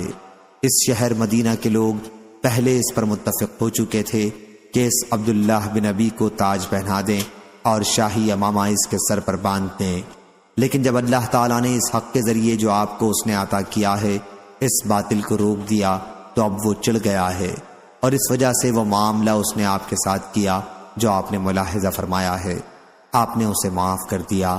حضور صلی اللہ علیہ وسلم اور صحابہ رضی اللہ عنہم مشرکین اور اہل کتاب سے درگزر کیا کرتے تھے اور ان کی اذیتوں پر صبر کیا کرتے تھے۔ اسی کے بارے میں یہ آیت نازل ہوئی، اور یقیناً تم بہت سی دل آزاری کی باتیں ان سے بھی سنو گے جنہیں تم سے پہلے کتاب مل چکی ہے، اور ان سے بھی جو مشرک ہیں، اور اگر تم صبر کرو اور تقوی اختیار کرو تو یہ بڑے عزم و حوصلے کی بات ہے۔ اور اللہ تعالیٰ نے فرمایا، بہت سے اہل کتاب تو دل ہی سے چاہتے ہیں کہ تمہیں ایمان لے آنے کے بعد پھر سے کافر بنا لیں، حسد کی راہ سے جو ان کے دلوں میں ہے، آخر آیت تک۔ جیسا کہ اللہ تعالیٰ کا حکم تھا، حضور اکرم صلی اللہ علیہ وسلم ہمیشہ کفار کو معاف کر دیا کرتے تھے۔ آخر اللہ تعالیٰ نے آپ کو ان کے ساتھ جنگ کی اجازت دے دی، اور جب آپ نے غزوہ بدر کیا تو اللہ تعالیٰ کی منشا کے مطابق قریش کے کافر سردار اس میں مارے گئے، تو عبداللہ بن ابی بن سلول اور اس کے دوسرے مشرک اور بت پرست ساتھیوں نے آپس میں مشورہ کر کے ان سب نے بھی حضور اکرم صلی اللہ علیہ وسلم سے اسلام پر بیعت کر لی اور ظاہراً اسلام میں داخل ہو گئے۔ صحیح بخاری حدیث نمبر 4566۔ ابو سعید خدری رضی اللہ عنہ نے بیان کیا کہ رسول اللہ صلی اللہ علیہ وسلم کے زمانے میں چند منافقین ایسے تھے کہ جب حضور اکرم صلی اللہ علیہ وسلم جہاد کے لیے تشریف لے جاتے تو یہ مدینے میں پیچھے رہ جاتے اور پیچھے رہ جانے پر بہت خوش ہوا کرتے تھے، لیکن جب حضور صلی اللہ علیہ وسلم واپس آتے تو عذر بیان کرتے اور قسمیں کھا لیتے، بلکہ ان کو ایسے کام پر تعریف ہونا پسند آتا جس کو انہوں نے نہ کیا ہوتا، اور بعد میں چکنی چپڑی باتوں سے اپنی بات بنانا چاہتے۔ اللہ تعالیٰ نے اسی پر یہ آیت لا تحسبن الذین یفرحون آخر آیت تک اتاری۔ صحیح بخاری حدیث نمبر 4567۔ علقمہ بن وقاص نے خبر دی کہ مروان بن حکم نے جب وہ مدینہ کے امیر تھے اپنے دربان سے کہا کہ رافع ابن عباس رضی اللہ عنہ کے یہاں جاؤ اور ان سے پوچھو کہ آیت ولا تحسبن الذین کی روح سے تو ہم سب کو عذاب ہونا چاہیے، کیونکہ ہر ایک آدمی ان نعمتوں پر جو اس کو ملی ہیں خوش ہے اور یہ چاہتا ہے کہ جو کام اس نے کیا نہیں اس پر بھی اس کی تعریف ہو۔ رافع نے ابن عباس رضی اللہ عنہ سے جا کر پوچھا تو حضرت ابن عباس رضی اللہ عنہ نے کہا تم مسلمانوں سے اس آیت کا کیا تعلق؟ یہ تو رسول اللہ صلی اللہ علیہ وسلم نے یہودیوں کو بلایا تھا اور ان سے ایک دن کی بات پوچھی تھی جو ان کی آسمانی کتاب میں موجود تھی، انہوں نے اصل بات کو تو چھپایا اور دوسری غلط بات بیان کر دی، پھر بھی اس بات کے خواہش مند رہے کہ حضور صلی اللہ علیہ وسلم کے سوال کے جواب میں جو کچھ انہوں نے بتایا ہے اس پر ان کی تعریف کی جائے، اور ادھر اصل حقیقت کو چھپا کر بھی بڑے خوش تھے۔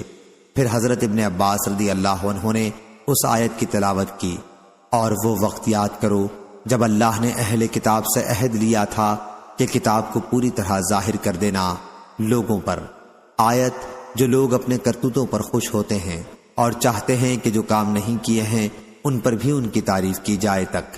ہشام بن یوسف کے ساتھ اس حدیث کو عبد الرزاق نے بھی ابن جریر سے روایت کیا، ہم سے محمد بن مقاتل نے بیان کیا، کہا ہم کو حجاج بن محمد نے خبر دی، انہوں نے ابن جریر سے کہا مجھ کو ابن ابی ملیکہ نے خبر دی، ان کو حمید بن عبد الرحمن بن عوف نے کہ مروان نے اپنے دربان رافع سے کہا، پھر یہی حدیث بیان کی۔ صحیح بخاری حدیث نمبر 4568۔ حضرت ابن عباس رضی اللہ عنہ نے بیان کیا کہ میں ایک رات اپنی خالہ ام المومنین حضرت میمونہ رضی اللہ عنہا کے گھر رہ گیا۔ پہلے رسول اللہ صلی اللہ علیہ وسلم نے اپنی بیوی میمونہ رضی اللہ عنہا کے ساتھ تھوڑی دیر تک بات چیت کی، پھر سو گئے۔ جب رات کا تیسرا حصہ باقی رہا تو آپ اٹھ کر بیٹھ گئے اور آسمان کی طرف نظر کی اور یہ آیت تلاوت کی، بے شک آسمانوں اور زمین کی پیدائش اور دن رات کے مختلف ہونے میں عقل مندوں کے لیے بڑی نشانیاں ہیں۔ اس کے بعد آپ صلی اللہ علیہ وسلم کھڑے ہوئے اور وضو کیا اور مسواک کی، پھر 11 رکعتیں تہجد اور وتر پڑھیں۔ جب حضرت بلال رضی اللہ عنہ نے فجر کی اذان دی تو آپ نے 2 رکعت فجر کی سنت پڑھی اور باہر مسجد میں تشریف لائے اور فجر کی نماز پڑھائی۔ صحیح بخاری حدیث نمبر 4569۔ حضرت ابن عباس رضی اللہ عنہ نے بیان کیا کہ میں ایک رات اپنی خالہ حضرت میمونہ رضی اللہ عنہا کے یہاں سو گیا، ارادہ یہ تھا کہ آج رسول اللہ صلی اللہ علیہ وسلم کی نماز دیکھوں گا۔ میری خالہ نے آپ کے لیے گدا بچھا دیا اور آپ صلی اللہ علیہ وسلم اس کے طول میں لیٹ گئے۔ پھر جب آخری رات میں بیدار ہوئے تو چہرہ مبارک پر ہاتھ پھیر کر نیند کے آثار دور کیے، پھر سورہ آل عمران کی آخری 10 آیات پڑھیں۔ اس کے بعد آپ ایک مشکیزے کے پاس آئے اور اس سے پانی لے کر وضو کیا اور نماز پڑھنے کے لیے کھڑے ہو گئے۔ میں بھی کھڑا ہو گیا اور جو کچھ آپ نے کیا تھا وہی سب کچھ میں نے بھی کیا، اور آپ کے پاس آ کر آپ صلی اللہ علیہ وسلم کے بازو میں بھی کھڑا ہو گیا۔ آپ صلی اللہ علیہ وسلم نے میرے سر پر اپنا دایاں ہاتھ رکھا اور میرے کان کو شفقت سے پکڑ کر ملنے لگے۔ پھر آپ صلی اللہ علیہ وسلم نے 2 رکعت تہجد کی نماز پڑھی، پھر 2 رکعت نماز پڑھی، پھر 2 رکعت نماز پڑھی، پھر 2 رکعت نماز پڑھی، پھر 2 رکعت نماز پڑھی، پھر 2 رکعت نماز پڑھی، پھر وتر کی نماز پڑھی۔ صحیح بخاری حدیث نمبر 4570۔ امام مالک نے بیان کیا ان سے مخرمہ بن سلیمان نے ان سے حضرت عبداللہ بن عباس رضی اللہ عنہ کے غلام قریب نے اور انہیں حضرت عبداللہ بن عباس رضی اللہ عنہ نے خبر دی کہ ایک رات وہ نبی کریم صلی اللہ علیہ وسلم کی زوجہ مطہرہ حضرت میمونہ رضی اللہ عنہا کے گھر میں رہ گئے جو ان کی خالہ تھیں۔ انہوں نے کہا کہ میں بستر کے عرض میں لیٹا اور حضرت صلی اللہ علیہ وسلم اور آپ کی بیوی طول میں لیٹے، پھر آپ سو گئے اور آدھی رات میں یا اس سے تھوڑی دیر پہلے یا بعد میں آپ بیدار ہوئے اور چہرے پر ہاتھ پھیر کر نیند کو دور کیا، پھر سورہ آل عمران کی آخری 10 آیتوں کی تلاوت کی۔ اس کے بعد آپ اٹھ کر مشکیزے کے قریب گئے جو لٹکا ہوا تھا، اس کے پانی سے آپ نے وضو بہت ہی اچھی طرح سے پورے آداب کے ساتھ کیا اور نماز پڑھنے کے لیے کھڑے ہو گئے۔ میں نے بھی آپ صلی اللہ علیہ وسلم ہی کی طرح وضو وغیرہ کیا اور نماز کے لیے آپ صلی اللہ علیہ وسلم کے بازو میں جا کر کھڑا ہو گیا۔ حضرت صلی اللہ علیہ وسلم نے اپنا داہنا ہاتھ میرے سر پر رکھا اور اسی ہاتھ سے بطور شفقت میرا کان پکڑ کر ملنے لگے۔ پھر آپ نے 2 رکعت نماز پڑھی، پھر 2 رکعت پڑھی، پھر 2 رکعت پڑھی، پھر 2 رکعت پڑھی، پھر 2 رکعت پڑھی اور پھر 2 رکعت پڑھی اور آخر میں وتر کی نماز پڑھی۔ اس سے فارغ ہو کر آپ لیٹ گئے۔ پھر جب مؤذن آیا تو آپ اٹھے اور 2 ہلکی فجر کی سنت رکعتیں پڑھیں اور نماز فرض کے لیے باہر تشریف مسجد میں لے گئے اور صبح کی نماز پڑھائی۔ صحیح بخاری حدیث نمبر 4571۔ حضرت عبداللہ بن عباس رضی اللہ عنہ نے خبر دی کہ وہ ایک مرتبہ نبی کریم صلی اللہ علیہ وسلم کی زوجہ مطہرہ حضرت میمونہ رضی اللہ عنہا کے گھر رہ گئے۔ حضرت میمونہ رضی اللہ عنہا ان کی خالہ تھیں۔ انہوں نے بیان کیا کہ میں بستر کے عرض میں لیٹ گیا اور حضرت صلی اللہ علیہ وسلم اور آپ کی بیوی طول میں لیٹے، پھر آپ سو گئے اور آدھی رات میں یا اس سے تھوڑی دیر پہلے یا تھوڑی دیر بعد آپ جاگے اور بیٹھ کر چہرے پر نیند کے آثار دور کرنے کے لیے ہاتھ پھیرنے لگے اور سورہ آل عمران کی آخری 10 آیات پڑھیں۔ اس کے بعد آپ مشکیزے کے پاس گئے جو لٹکا ہوا تھا، اس سے تمام آداب کے ساتھ آپ نے وضو کیا، پھر نماز کے لیے کھڑے ہوئے۔ حضرت ابن عباس رضی اللہ عنہ نے بیان کیا کہ میں بھی اٹھا اور میں نے بھی آپ صلی اللہ علیہ وسلم کی طرح وضو وغیرہ کیا اور جا کر آپ صلی اللہ علیہ وسلم کے بازو میں کھڑا ہو گیا تو حضرت صلی اللہ علیہ وسلم نے اپنا داہنا ہاتھ میرے سر پر رکھا اور شفقت سے میرے داہنے کان کو پکڑ کر ملنے لگے۔ پھر آپ نے 2 رکعت نماز پڑھی، پھر 2 رکعت پڑھی، پھر 2 رکعت پڑھی، پھر 2 رکعت پڑھی، پھر 2 رکعت پڑھی، پھر 2 رکعت پڑھی اور آخر میں انہیں وتر بنایا۔ پھر آپ لیٹ گئے اور جب مؤذن آپ کے پاس آیا تو آپ اٹھے اور 2 ہلکی رکعتیں پڑھ کر باہر مسجد میں تشریف لے گئے اور صبح کی نماز پڑھائی۔ صحیح بخاری حدیث نمبر 4572۔ ہشام بن عروہ نے خبر دی، انہیں ان کے والد نے اور ان سے عائشہ رضی اللہ عنہا نے بیان کیا کہ ایک آدمی کی پرورش میں ایک یتیم لڑکی تھی، پھر اس نے اس سے نکاح کر لیا۔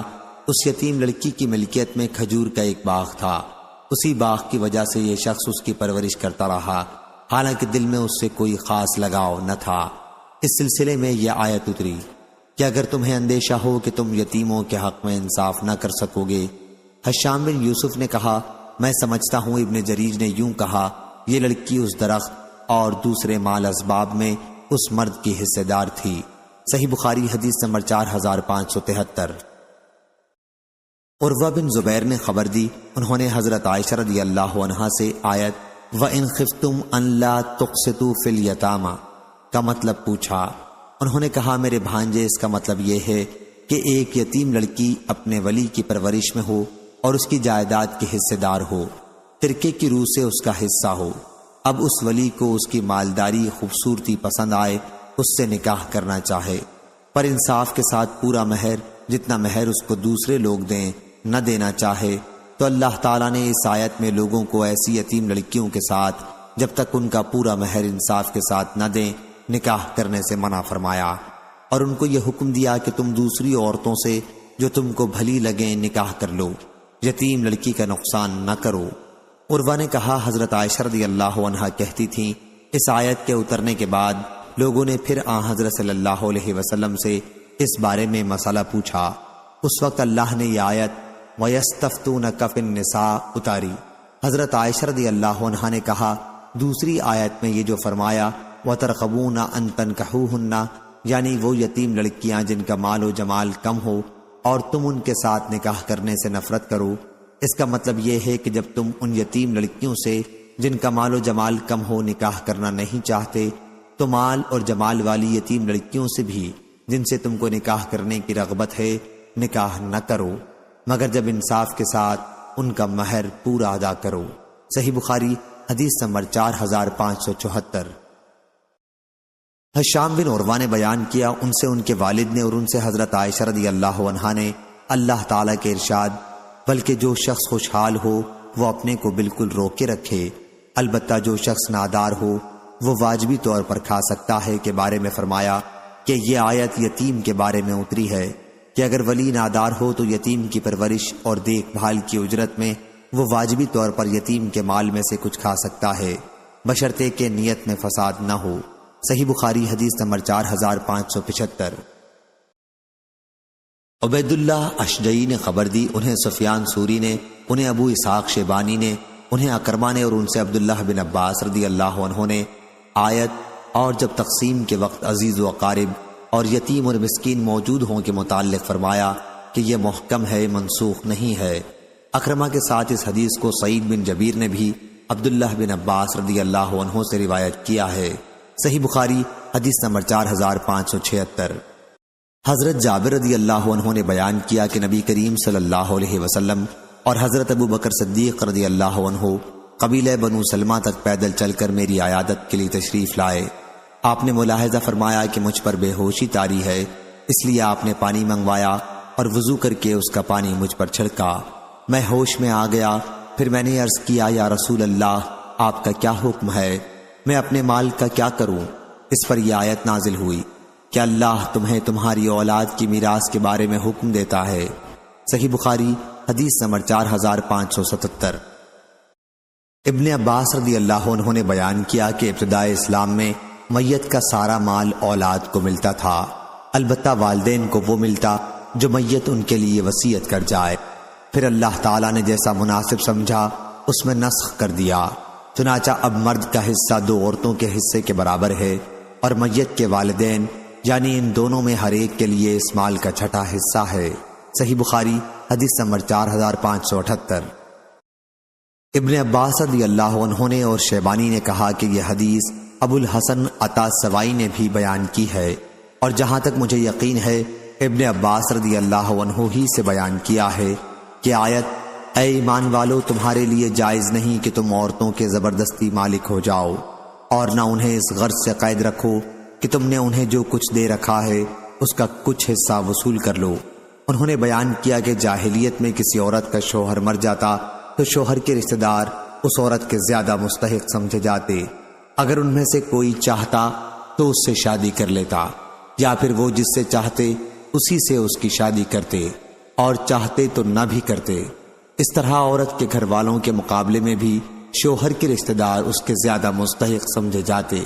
اسی پر یہ آیت یا ایھا الذین آمنوا لا یحل لکم ان ترثوا النساء کرہا نازل ہوئی۔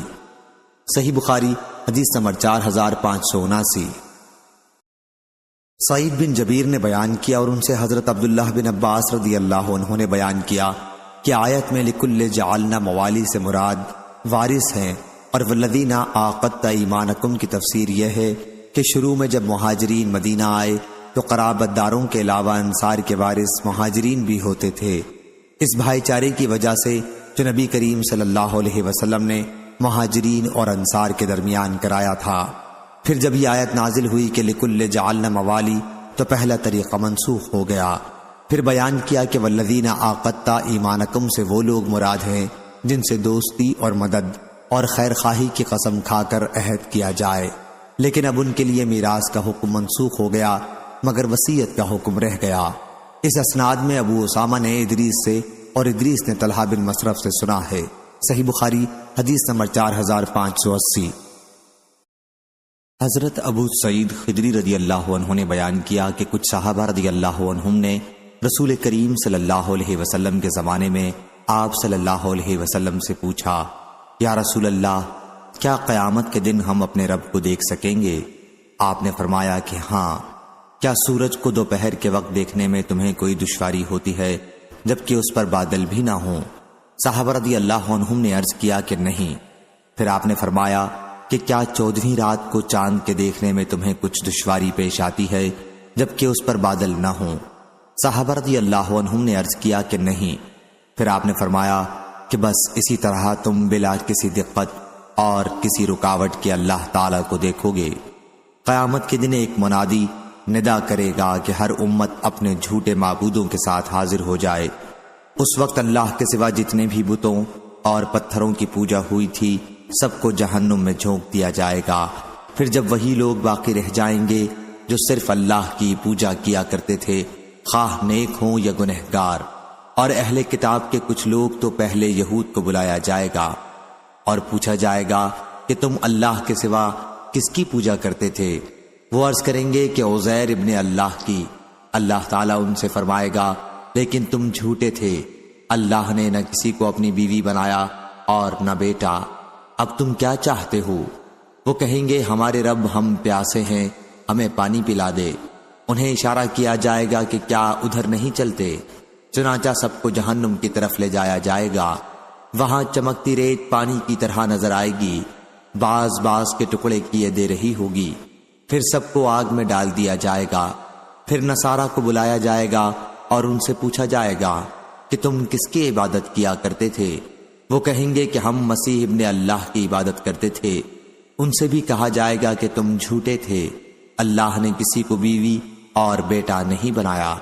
پھر ان سے پوچھا جائے گا کہ کیا چاہتے ہو، اور ان کے ساتھ یہودیوں کی طرح برتاؤ کیا جائے گا، یہاں تک کہ جب ان لوگوں کے سوا اور کوئی باقی نہ رہے گا جو صرف اللہ کی عبادت کرتے تھے، خواہ وہ نیک ہوں یا گنہگار، تو ان کے پاس ان کا رب ایک صورت میں جلوہ گر ہوگا جو پہلی صورت سے جس کو وہ دیکھ چکے ہوں گے ملتی جلتی ہوگی، یہ وہ صورت نہ ہوگی۔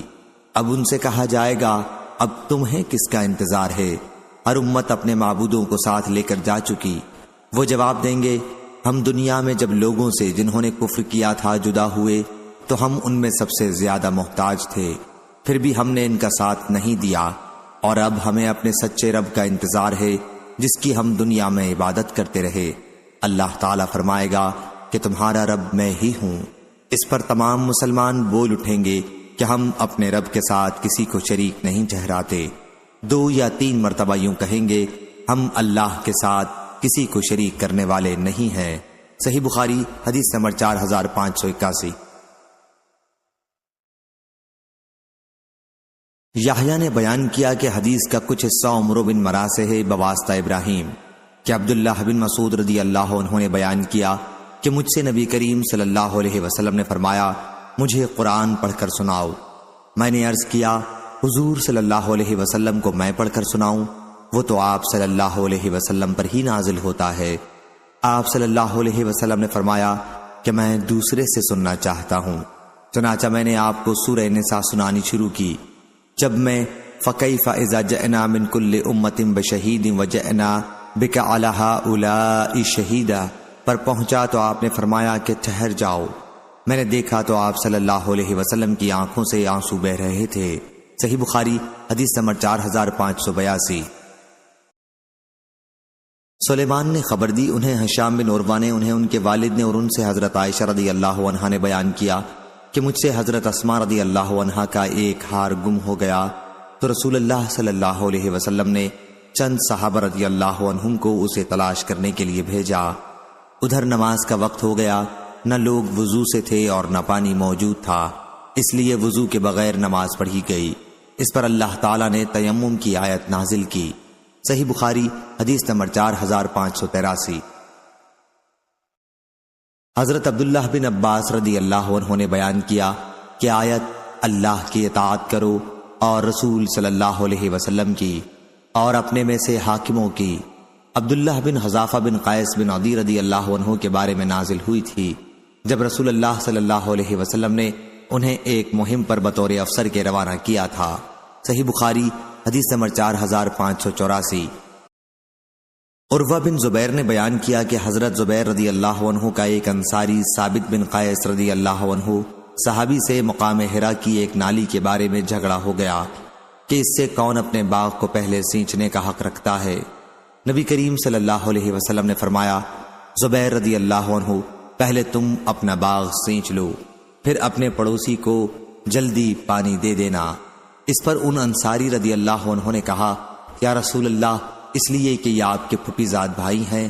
یہ سن کر حضور صلی اللہ علیہ وسلم کے چہرے کا رنگ بدل گیا اور آپ صلی اللہ علیہ وسلم نے فرمایا، زبیر اپنے باغ کو سینچو اور پانی اس وقت تک روکے رکھو کہ منڈیر تک بھر جائے، پھر اپنے پڑوس کے لیے چھوڑو۔ پہلے حضور صلی اللہ علیہ وسلم نے انصاری کے ساتھ اپنے فیصلے میں رعایت رکھی تھی، لیکن اس مرتبہ آپ صلی اللہ علیہ وسلم نے حضرت زبیر رضی اللہ عنہ کو صاف طور پر ان کا پورا حق دے دیا، کیونکہ انصاری نے ایسی بات کہی تھی جس سے آپ کا غصہ ہونا قدرتی تھا۔ حضرت صلی اللہ علیہ وسلم نے اپنے پہلے فیصلے میں دونوں کے لیے رعایت رکھی تھی۔ زبیر رضی اللہ عنہ نے بیان کیا کہ میرا خیال ہے یہ آیات اسی سلسلے میں نازل ہوئی تھیں، تیرے پروردگار کی قسم ہے کہ یہ لوگ ایماندار نہ ہوں گے جب تک یہ اس جھگڑے میں جو ان کے آپس میں ہوں آپ کو حکم نہ بنا لیں اور آپ کے فیصلے کو کھلے دل کے ساتھ برضا و رغبت تسلیم کرنے کے لیے تیار نہ ہوں۔ صحیح بخاری حدیث نمبر 4585۔ ابراہیم بن سعد نے بیان کیا، ان سے ان کے والد نے، ان سے عروہ نے اور ان سے حضرت عائشہ رضی اللہ عنہا نے بیان کیا کہ میں نے رسول اللہ صلی اللہ علیہ وسلم سے سنا تھا، آپ صلی اللہ علیہ وسلم نے فرمایا کہ جو نبی مرض الموت میں بیمار ہوتا ہے تو اسے دنیا اور آخرت کا اختیار دیا جاتا ہے۔ چنانچہ حضرت صلی اللہ علیہ وسلم کی مرض الموت میں جب آواز گلے میں پھنسنے لگی تو میں نے سنا کہ آپ فرما رہے تھے، ان لوگوں کے ساتھ جن پر اللہ نے انعام کیا ہے، یعنی انبیاء، صدیقین، شہداء اور صالحین کے ساتھ۔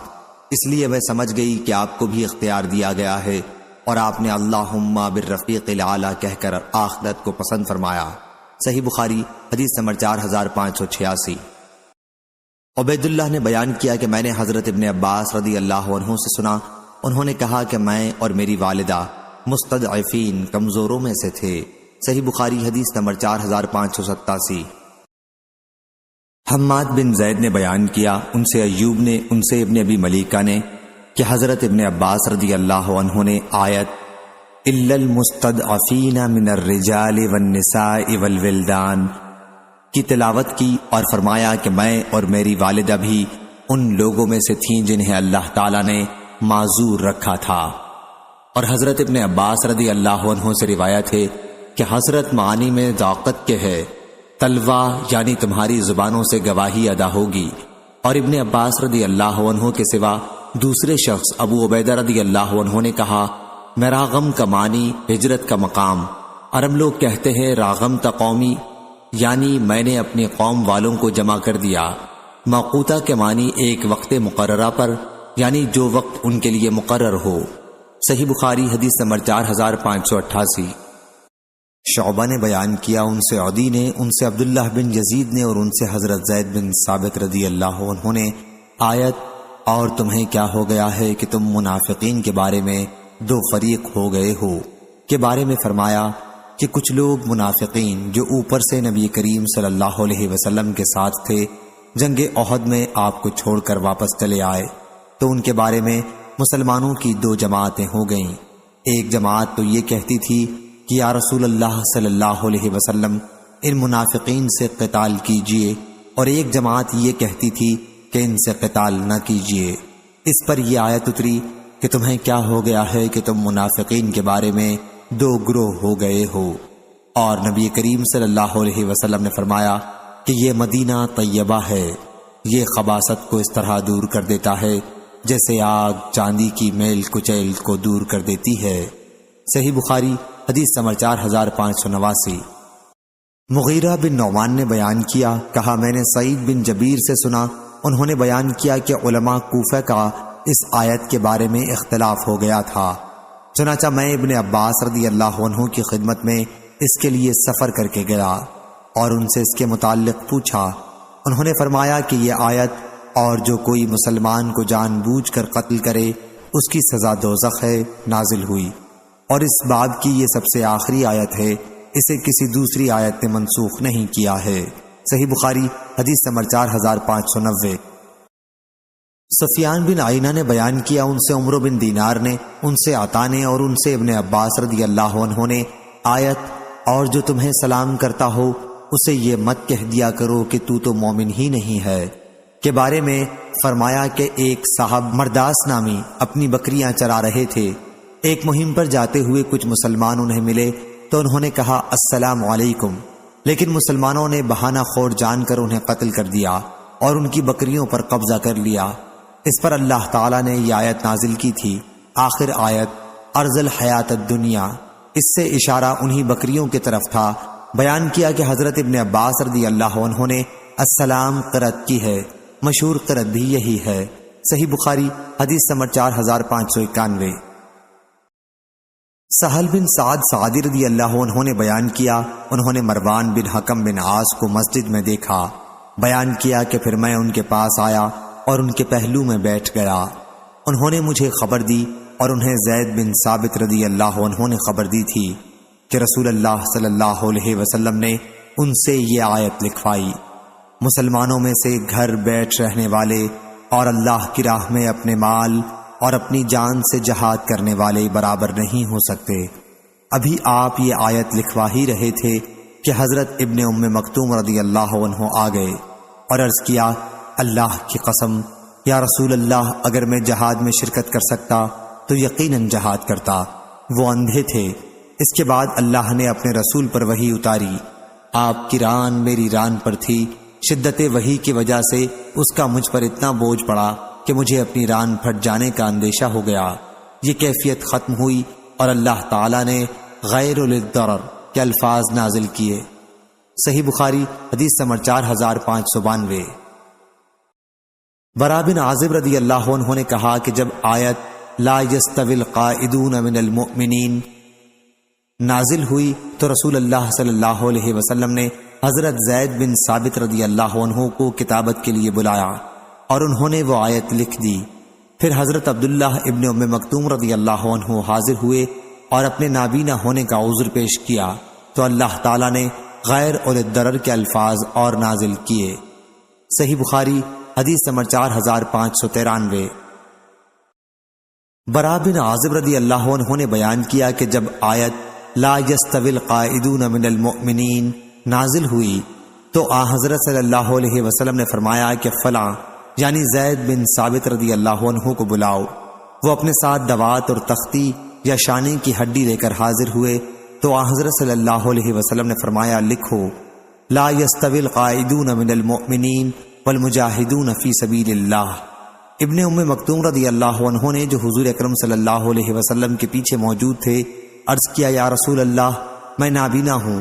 چنانچہ وہیں اس طرح آیت نازل ہوئی، لا یستوی القاعدون من المؤمنین غیر اولی الضرر والمجاہدون فی سبیل اللہ۔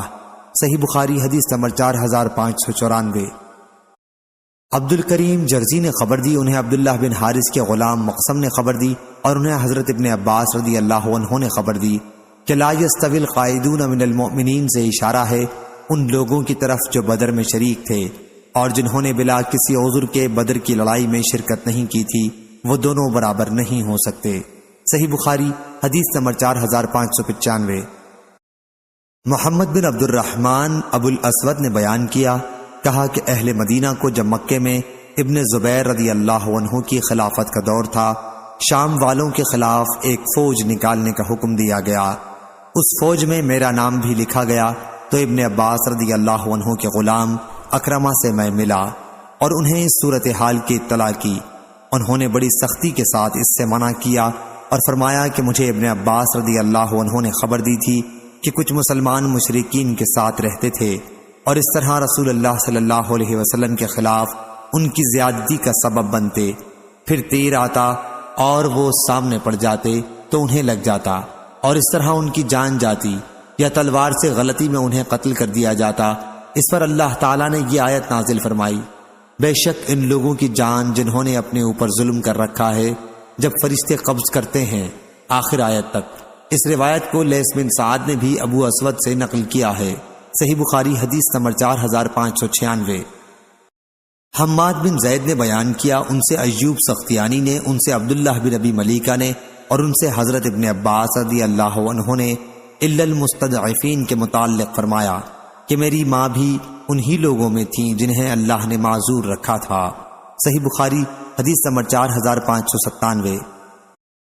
حضرت ابو ہریرہ رضی اللہ عنہ نے بیان کیا کہ نبی کریم صلی اللہ علیہ وسلم نے عشاء کی نماز میں رکوع سے اٹھتے ہوئے سمع اللہ لمن حمدہ کہا، پھر سجدے میں جانے سے پہلے یہ دعا کی، اے اللہ عیاش بن ابی ربیعہ کو نجات دے، اے اللہ سلمہ بن ہشام کو نجات دے، اے اللہ ولید بن ولید کو نجات دے، اے اللہ کمزور مومنوں کو نجات دے، اے اللہ کفار مضر کو سخت سزا دے، اے اللہ انہیں ایسی قحط سالی میں مبتلا کر جیسی حضرت یوسف علیہ السلام کے زمانے میں قحط سالی آئی تھی۔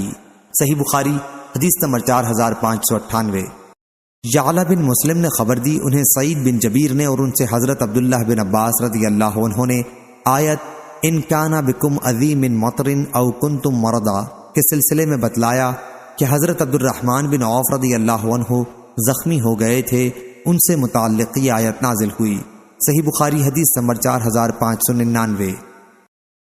ہشام بن عروہ نے بیان کیا، ان سے ان کے والد نے، ان سے حضرت عائشہ رضی اللہ عنہ نے آیت لوگ آپ سے عورتوں کے بارے میں فتویٰ مانگتے ہیں، آپ کہہ دیں کہ اللہ تمہیں ان کے بارے میں وہی فتویٰ دیتا ہے، آیت وَتَرْغَبُونَ أَن تَنكِحُوهُنَّ تک۔ انہوں نے بیان کیا کہ یہ آیت ایسے شخص کے بارے میں نازل ہوئی کہ اگر اس کی پرورش میں کوئی یتیم لڑکی ہو اور اس کا والی وارث بھی ہو، لڑکی اس کے مال میں بھی حصہ دار ہو، یہاں تک کہ کھجور کے درخت میں بھی، اب وہ شخص خود اس لڑکی سے نکاح کرنا چاہے کیونکہ اسے یہ پسند نہیں کہ کسی دوسرے سے اس کا نکاح کر دے کہ وہ اس کے مال میں حصہ دار بن جائے جن میں لڑکی حصہ دار تھی، اس وجہ سے اس لڑکی کا کسی دوسرے شخص سے وہ نکاح نہ ہونے دے، تو ایسے شخص کے بارے میں یہ آیت نازل ہوئی تھی۔ صحیح بخاری حدیث نمبر 4600۔